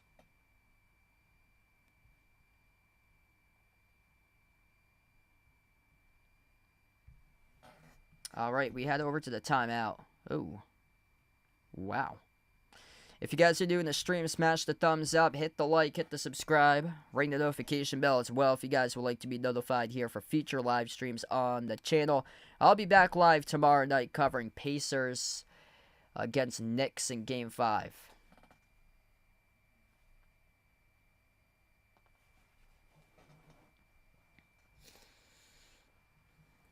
I mean, it's a large deficit to come on back from. Largest lead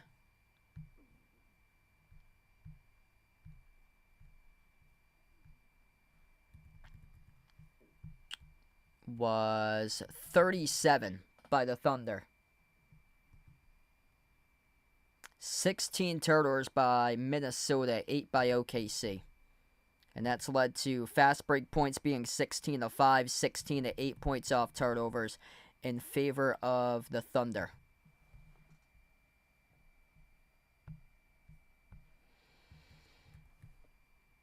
SGA, 26 points, 11 for 21 shooting, 6 assists, 2 steals. 17 points by Jalen Williams. 16 points by Chet Holmgren. 21 by Randall, 17 by Edwards, but nobody else showing up. 5 points by Jaden McDaniels. That's on 9 missed shots, shooting 2 for 11 tonight. JJ, welcome in. Thanks for joining in.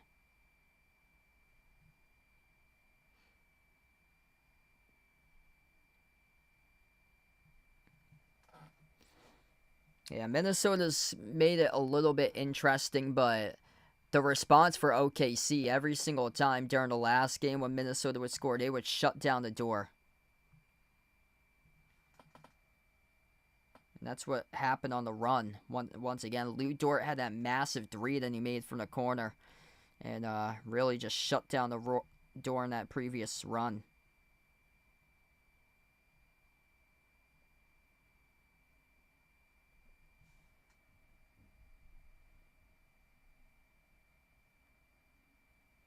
Yeah, wow, that's something you don't see too often too. JJ is out in the chat. We had one of the guys that's been on the channel for a long time. He hasn't been on for the last couple months. His name is Vaughn. We had like 3 or 4 people by the name of Vaughn on during the same stream together. Humphrey, welcome in. Good night for the Thunder tonight.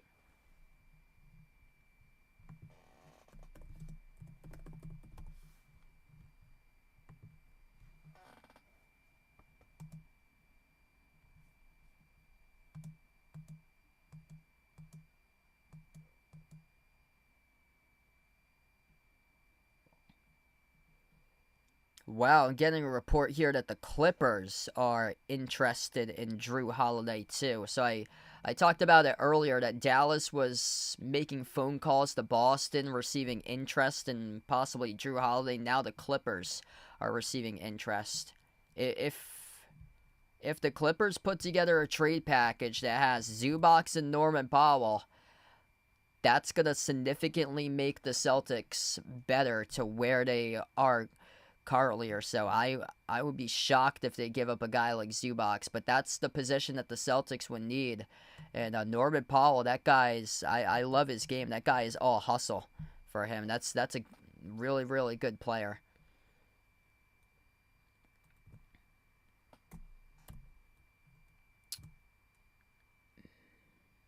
It's 85-60 right now as OKC was able to, or Minnesota was able to bury a corner three. Ant-Man at the top takes on Wallace, one-on-one, top of the key. Edwards dribbles up to the elbow, rises for the jumper, deep two, swashes it. 85-62, back to a 23-point game, 2 minutes left to go before the end of 3. 19 now by Ant-Man tonight, he's got 6 rebounds. I love Neptune to welcome in, liking the Thunder. Lou Dort on a 3, cashes it in over DiVincenzo. Could have been an and one. He went down in the process there. Lou Dort's up to 6 points now. Edwards on top. Edwards gets past Dort. Edwards flings it off on top. Nikhil steps into the open 3. That missed poorly off the left side of the rim. Offensive rebound controlled by Naz Reid. Fall away corner 3. No good by DiVincenzo. Another chance for Reid. Stripped. Lost it. Turned it over. Back it goes to the Thunder as SGA collected the steal.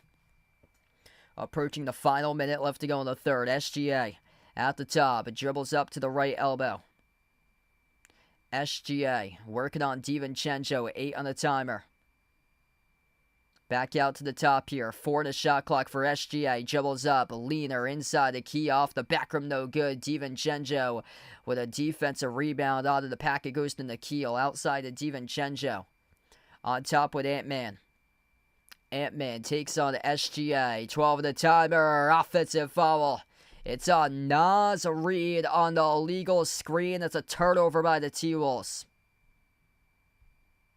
Man, that's just crushing right there for Minnesota. You got a little bit of momentum. It's going to be difficult to win this game when you're down by 26 points.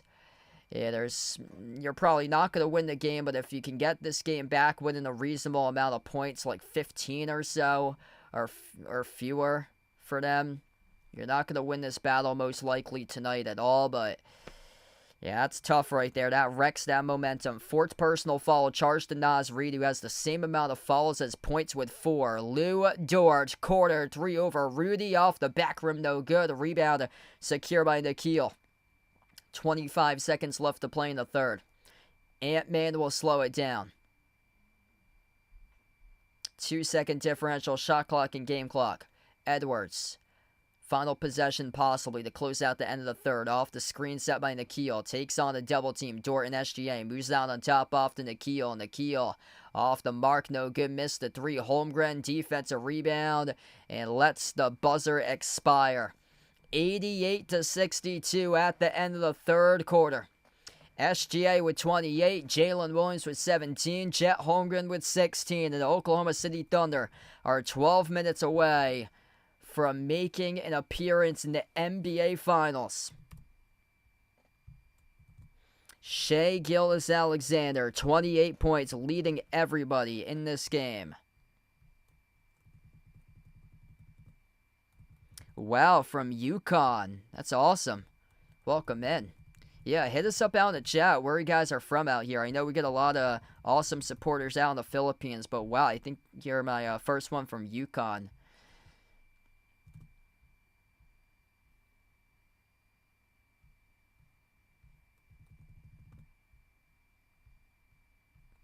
Alright, this swap between quarters is pretty quick. Gonna get my Tortoise Mr. Tops since a couple people wanted to see him. So I'll be back here in just a moment with Tortoise Mr. Tops in between quarters. Stay tuned.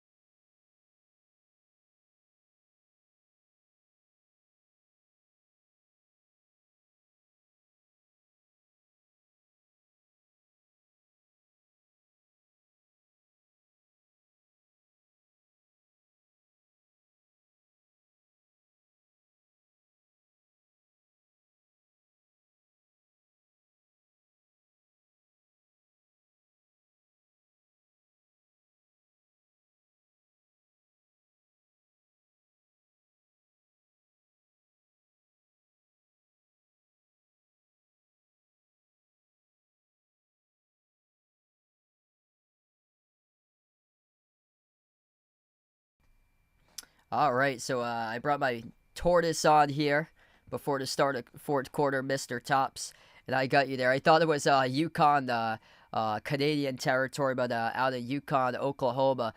Welcome in for this one, but here's my Tortoise, Mr. Tops. We got a good report out of Mr. Tops tonight. It looks like he is doing really well, and there's the little guy right now for Mr. Tops.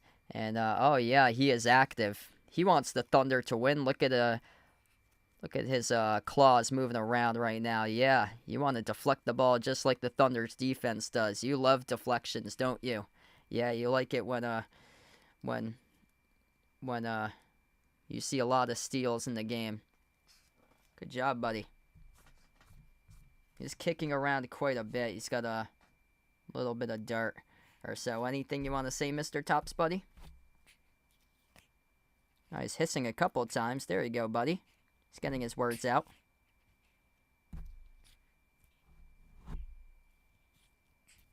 Yep, there you go. So Mr. Tops had his words into the microphone. That was my Tortoise, Mr. Tops, and he's going to get put back, and then we'll start off the fourth quarter in a couple moments.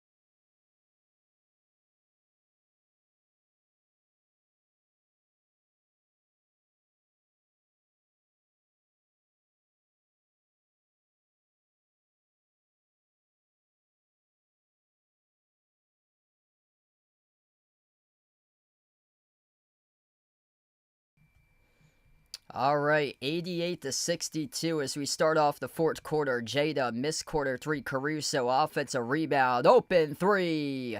It is good by SGA. 31 points right now for Shai Gilgeous-Alexander as he is the game leader. Yeah, my Tortoise Mr. Tops is pretty strong tonight. Good report for him. So based on his strength, looks like he's having quite the day like the Thunder are right now. T-Wolves will get free throws out of this. Randall going up was fouled inside the key by Caruso. So 2 shots coming up here for Julius Randle. Only 2 guys showed up tonight for Minnesota. And it wasn't really great efficiency. It's just points-wise between the 2 guys that knew that they needed to show up tonight. First free throw is good by Randall. Randall actually had a solid game showing up tonight. 7 for 11, 22 points as he buries the free throw, 4 for 6 from 3. So he's like the lone player that wasn't bricking shots constantly for Minnesota. Second free throw was missed off the back rim there by Randall. So Randall got his points tonight. Ant-Man with 19. He could do better. That's on 7 for 18 shooting. Everybody else an absolute dud for the role players tonight. They could not do anything tonight. Ant-Man needs a better supporting cast around him. 6 points or fewer by everybody else from Minnesota that's on the floor right now. Missed jumper by Jets around the perimeter. Rebound goes to Randall. Randall slides it off to DiVincenzo. DiVincenzo outside off to Randall. Randall lost it in the corner, picked up by Redo. Reed turns the corner, drives downhill to the rim, soars up and scores with a right-hand layup. 91-65, Carly. 10.5 left to go in the fourth. And the Thunder have their starters on the floor. So it's SGA, J-Dub, Holmgren, Lou Dort. Cason Wallace is the 5th player on the floor. Wallace inside the key, blocked by Reed. It went into the hands to Chet Holmgren, and he put it up and put it through. It is good for 2. Chet Holmgren keeps on adding to his total tonight. Another great game for him down the near side of the floor. Dort almost came up with a steal. T-Wolves got it back and able to respond off the glass and in by Randall.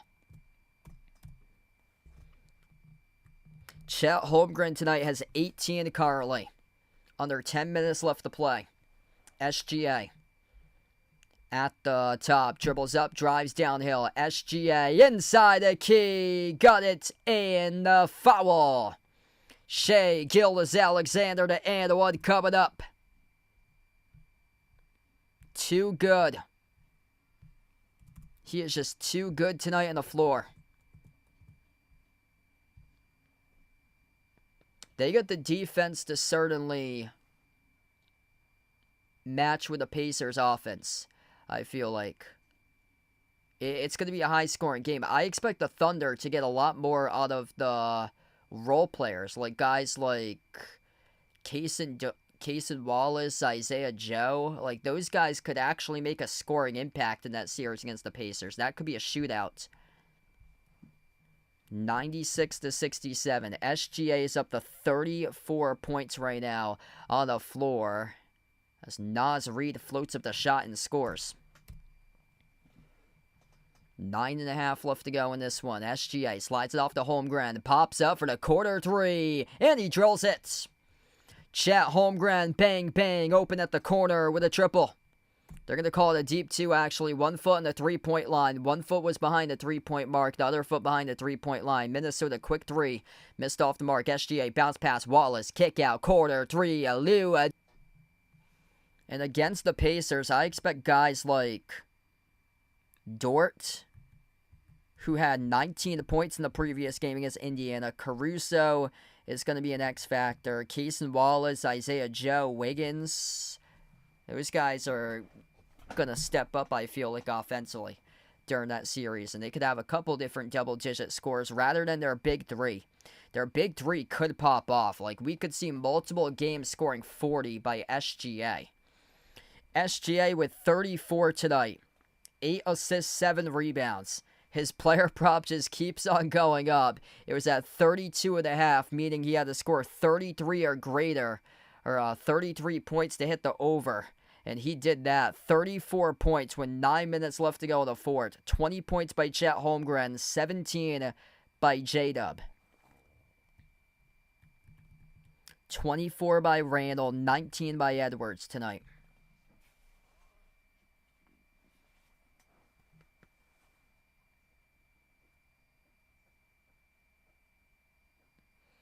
Yeah, this is at the point that they're probably going to pull the starters, most likely. That's way too much to come on back from, especially when Minnesota isn't even playing with pace or anything. They're just slowing down the ball. It's like they waved the white flag since the start of the second quarter for them, because they're just not when they've been playing faster, they've turned it over. So they had to slow it down for them because they can't play fast. It's just led to so many turnovers. So they just keep on going deep into their shot clock, playing a lot of the possessions slower.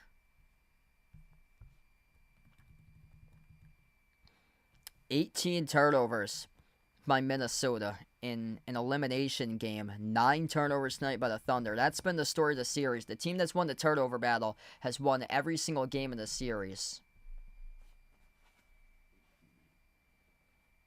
And this OKC team's at a historic pace. I believe I saw a stat. It was leading up to like game 2 of this series that they forced the most turnovers out of any team in NBA history in a single playoff run. And this was back in the early part of this series.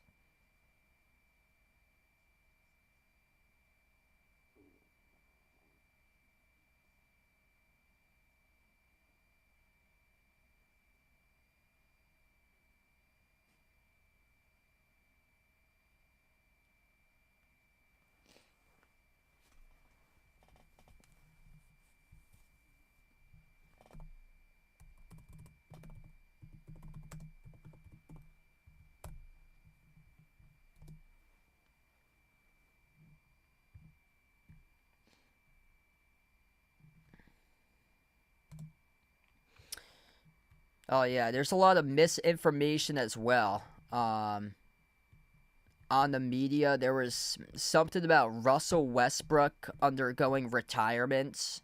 Yeah, that's fake news. So if anybody sees that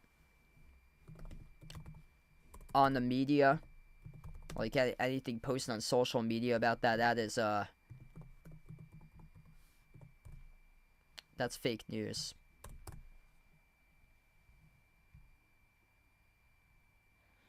101-72 as Minnesota just buried a 3. Back to action. J-Dub drives, attacks the paint, scores the left-hand layup. They still have their starters right now on the floor. J-Dub on the floor with Lou Dort, Chet Holmgren. So they have 3 starters on the floor. Caruso is out there alongside Cason Wallace. So SGA is on the bench for the remaining part of this game. Missed shot inside the key by McDaniels. Rebound secured by Holmgren. 5 of the floor for the T-Wolves looks like this. Naz Reid, Jaden McDaniels, Julius Randle, Anthony Edwards, Mike Conley.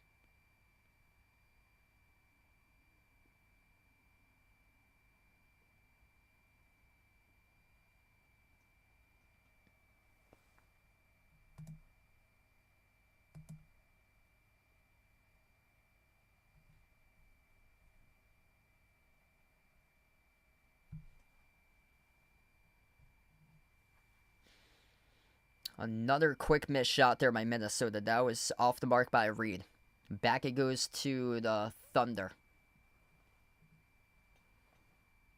Game 5 is tomorrow night. Missed 3 by Chet. Hits the top of the backboard, sails out of bounds. Yeah, J-Dub's been really good this series. Every single game they won, the Big 3 has made a massive impact. Like, every single game's been like a 30, 20, 15 game at least out of SGA, J-Dub, and Chet. Besides the one that they lost where everybody scored 14 or less. Ant-Man, spin cycle at the top. Takes on Cason Wallace. Anthony Edwards goes up, got it stripped, lost it. Another turnover. That's turnover number 20 of the game as Lou Dort came up with a steal. 7 minutes left to go. Lou Dort slides it off to his right to J-Dub. J-Dub inside the key, attacks the paint, puts it up off the glass, no good. Pinwheeled out to Randle with a defensive rebound. This game's over, Siegel. It's been over for a very long time. Randle down low, getting to the rim, goes up, gets fouled. 2 shots coming up here by Randle.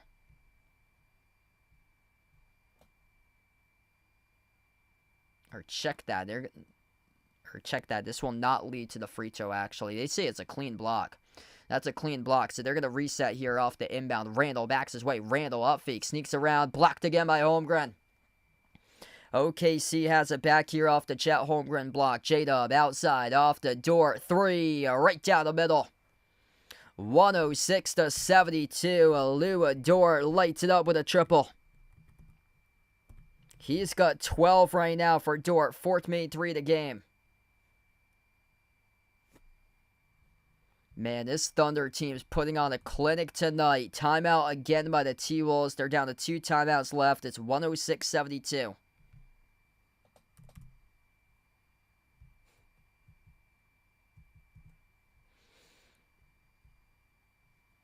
If you're new in the stream, smash the thumbs up, hit the like, hit the subscribe.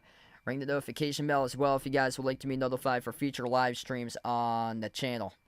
A gem of a game by Chet Holmgren. 20 points, 4 blocks, 0 turnovers for him. 34 for SGA with 8 assists, and J-Dub with 19. Lou Dort's in double figures with 12. Yeah, the role players tonight have been non-existent. Non-existent night out of the role players. Yeah, that was a legendary game last night out of Hallie. No turnovers. That was insane. He had 15 assists, 0 turnovers. A triple-double with 0 turnovers. That was crazy.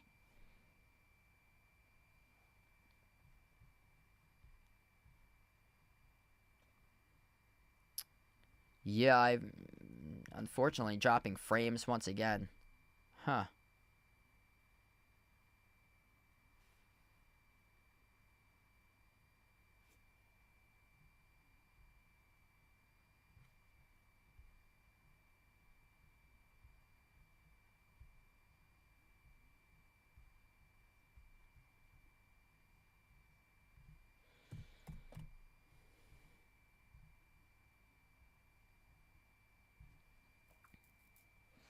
Yeah, so for some reason, if I sound choppy for some reason, just refresh.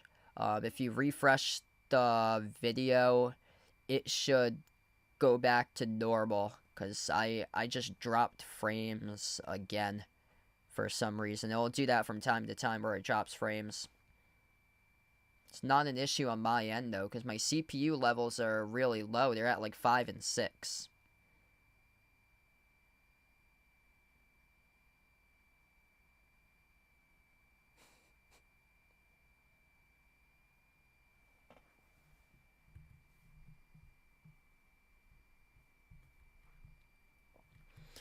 Julius Randle, I mean, he bounced back tonight, 24 points, 19 by Ant-Man, but everybody else 11 or below. 11 by Naz Reid.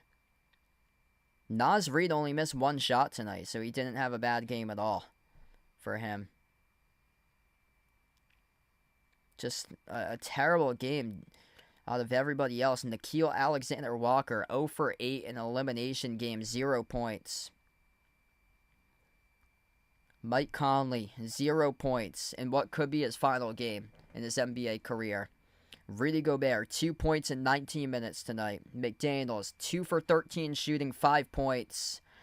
And he missed multiple three-point shots at the very early stage of this game that just shot the T-Wolves right out of it at the beginning. Yeah, the unfortunate part about the playoffs is the teams that end the season on a terrible, low note. NBA Finals will begin on Thursday, June the 5th at 8:30 p.m., 8 days away from now. The Oklahoma City Thunder will get there. Second time ever as a franchise after relocation. They got there a couple more times with the Supersonics back in 78, 79, and 96, but this is only going to be their second time ever they have won the conference championship as a franchise. 2012, the only other time. Yeah, in terms of a competitive type of game here going back and forth, this was not it today. Minnesota was not it, as they have their bench right now on the floor. So does a couple of OKC players. Still, J-Dub is on the floor with Holmgren, Dort, Caruso, and Wallace. They still have 3 starters right now on the floor. Chet Holmgren is still in the game with under 6 minutes left to go. Josh Minot, Terrence Shannon attacks the paint, scores up and off the glass. Terrence Shannon is on the floor with Josh Minot, Jalen Clark, Luka Garza, and Rob Dillingham. So they've got the bench right now. Holmgren tees up a 3. It's a laser from the perimeter. 20. It's going to be 108-74. They give him a foot on the 3-point line there. So 1 foot on the 3-point line, 1 behind. So they rolled a deep 2. 1 foot was on the 3-point line. And now we have substitutions. 108-74. Lou Dort, Chet Holmgren, Cason Wallace, Caruso, J-Dub all check out of the game now. Standing ovation by the OKC Thunder fans. Yeah, so out of the conference finals, there's only one team that's won the championship, and that's the Knicks. And I think it was back in like 1974, the last time that they won a championship. So the 3 other teams, Minnesota is going to be eliminated after the end of tonight. But OKC has never won. Neither have the Pacers. Stole away here out of the pack by Shannon. Shannon goes up, got it stripped. Shannon will get 2 shots out of this as he was fouled. Yeah, so Chet's finally out. So all the starters are out right now for OKC.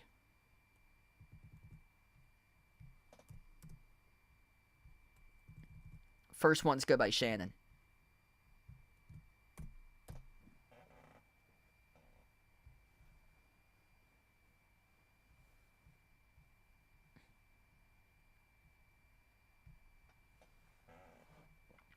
Yeah, I'm not sure about, because I haven't been paying attention to baseball or so, like Aaron Judge's numbers and stuff like that.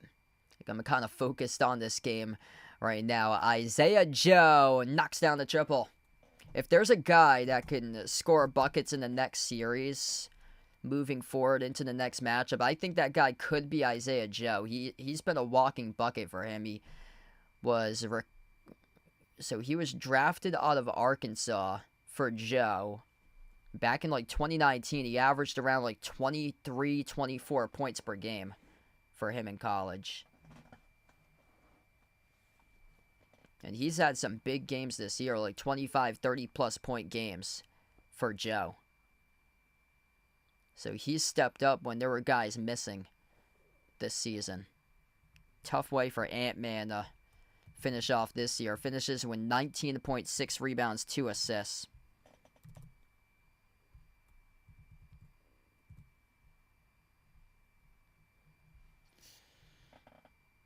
Jumper is good by OKC off the inbounds. That is good by Joe once again. It's 114-76. Dillingham responds back with a corner 3. 4 minutes left to play in the fourth. Top of the key with it. Jalen Williams, that is number 6 from Arkansas. So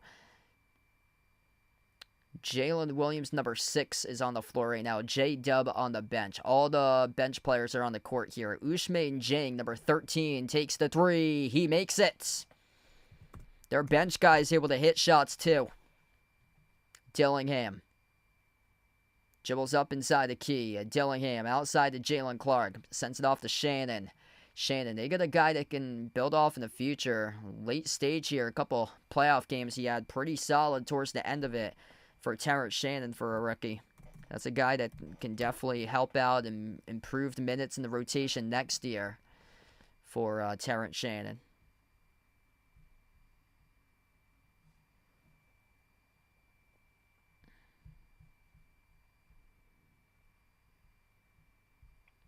Yup, this was a tough one tonight. Ernest, welcome in.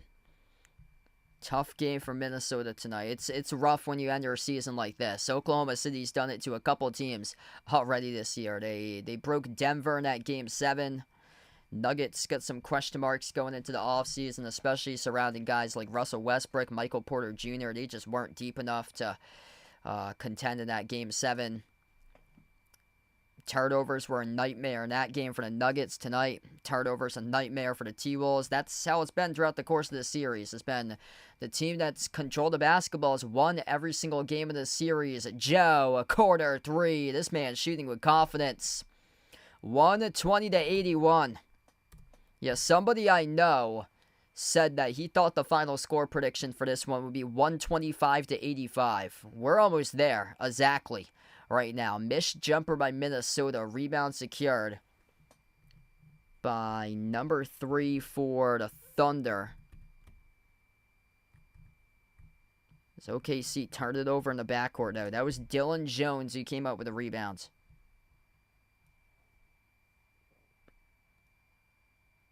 Baseline dribble. Shannon goes up. Shannon off the glass, no good. Second chance is good by Luka Garza.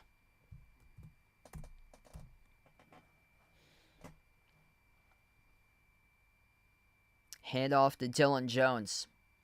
Jones, no-look pass, cutting backdoor. Joe, wraparound layup scores, up and in off the glass. Man, he's just balling out right now. Final minutes remaining. Isaiah Joe going on a scoring spree at the moment for him. He's got 11 points off the bench in 4 minutes. Runner's good by Minnesota. Under 2 minutes left to play. NBA Finals begin on Thursday, June 5th at 8:30 p.m. I'll be back live tomorrow night covering Pacers-Knicks for Game 5.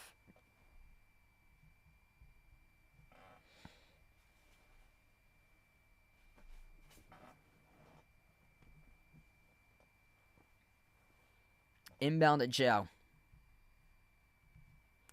Joe sends it off on top to number 6, Jalen Williams. Spin cycle, had the ball poke loose around the perimeter, lost it, turnover.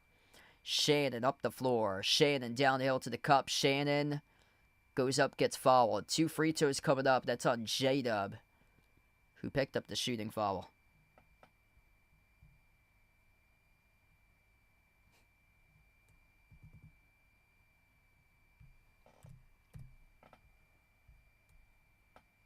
First shot's good. Yeah, this game was really embarrassing today. Wow, Larry Bird Museum had 14,000 visitors this year. 1 year ago, opened up. Good to hear. Yeah, hopefully they keep on building upon that. Second shot's good.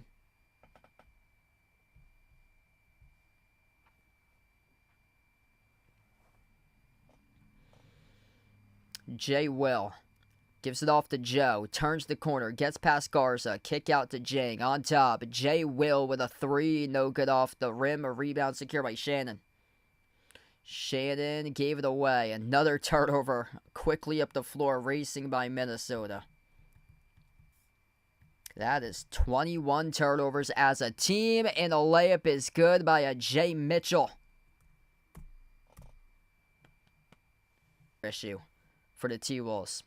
124-91. Congratulations to the Oklahoma City Thunder going to their second ever NBA Finals appearance in franchise history. 2012, the last time that they won the conference finals and went to the NBA Finals. 4 wins by 30-plus points in the NBA playoffs. They become the first team ever in NBA history. For the Thunder, Minnesota takes a 3 and they make it right before the end of the buzzer. But this game is over. Congratulations to the Oklahoma City Thunders. They win the West. They run the West. And they went 68-14 this year. For the best record in the entire NBA, and the 1 seed will advance over to the NBA Finals, which will start Thursday of next week. 124-94 the final score. The Thunder smashed the T-Wolves in this Game 5 matchup tonight. Oklahoma City and their whole floor made it look easy. OKC is now 8-1 on their home court, entering the finals next week, and they'll have home court advantage. Number 1 overall seed in the bracket. They'll host games 1 and 2 starting next week, and they'll have a full week of rest before getting into action next Thursday on June the 5th. They'll be back for their next game at the Paycom Center, Game 1 of the NBA Finals. Turnovers, the story of this series. Minnesota, that's a combined 43 turnovers through their previous or last 2 games to wrap up this series for Minnesota. You cannot win the game if you turn it over so many times like the T-Wolves had been doing throughout this series. What a series by the big three for OKC. Every single time they won, it was the big three of them that went off. SGA, 34 points, 8 assists, 7 rebounds. 22 by Chet Holmgren. He had 3 blocks tonight. 19 by J-Dub. Off the bench, Lou Dort, double figures. He had 12.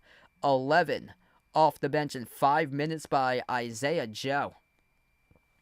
Just an all-out clinic for Oklahoma City, as their defense is just so locked down. They lock down, they blitz the top 2 guys in this series, and they force the role players to make shots against them. And for Minnesota, their role players couldn't do anything in this game at all. 24 by Randall, 19 by Edwards, but outside their top 2 guys, it was just a mess after that. Naz Reid, 5 turnovers, scored 11 points. 11 points by Terrence Shannon off the bench. He's a good piece moving forward for Minnesota, but just you got a lot of questions for Minnesota going into the offseason. Nothing by Mike Conley. Will he retire? He's age 37. This might have been his last game that he played for Mike Conley. 5 points by Jaden McDaniels. He went 2 for 13 from the floor shooting. Rudy Gobert had 2 points tonight. One of the worst scoring bigs in the entire NBA is Rudy Gobert. If you look at all the starting centers in the league, and Rudy Gobert is like at the very bottom in terms of like scoring bigs in the league for him. DiVincenzo with just 6 points tonight in 22 minutes. Nothing by Nikhil. He had 0 points in 20 minutes. 0 for 8 shooting. Just a brutal game for Minnesota. You can't win the game when you're already trailing 26-9 at the end of the first quarter. SGA outscored the T-Wolves through 1 quarter. He had 12 points himself. The T-Wolves had 9 points in the first quarter. It was a terrible first quarter, and that first quarter resulted in this game being done after 1. Minnesota led 3-0. That was the only lead they took, which was in the opening minute. And then Oklahoma City went on a scoring run. I think it was like an 12-zip run to take a 12-3 lead to the first time out. Once that first timeout was burned, the rest of the game was history. Wasn't even close ever since. It was a 37-point lead at one point for OKC in this game. Thanks all for joining in for this one. Oklahoma City, the Western Conference champions, as they'll take on the winner of the Pacers-Knicks in the NBA Finals. Congratulations out to the Oklahoma City Thunder. Their track record, their resume, it shows it this season. 68-14, by far the best team by a landslide in the NBA regular season standings. It translates to the playoffs. They went right past Memphis in 4, swept the Grizzlies. The first 2 games, they smashed Memphis in their home floor. They got taken to 7 against Nikola Jokic and the Denver Nuggets, but they gained experience in that series, getting as much experience as possible. That experience pays off in this series for OKC as they locked up Ant-Man, locked up Julius Randle. The role players just couldn't provide an answer in this Game 5 tonight for Minnesota. Had a tough time shooting the basketball off the dribble throughout the course of this series, tossing up bricks from 3-point range, turning it over way too many times. This Oklahoma City team, best team by far defensively this season. It's going to be a fun one, especially if it's OKC against the Pacers in the NBA Finals. The top offense in terms of depth going up against the top defense in depth. That will be a really, really fun game for sure. What a game played tonight by OKC. Their track record shows it. This team, for a reason, went 35-6 at home in the regular season, 8-1 at home in the playoffs. Just so dominant on their home floor. They're going to have home court advantage for the first 2 games of the series, which could set the tone early on in the finals. Thanks for joining in tonight. OKC by a landslide, 124-94 to close out the series in 5. And we're going to wrap up to the channel members.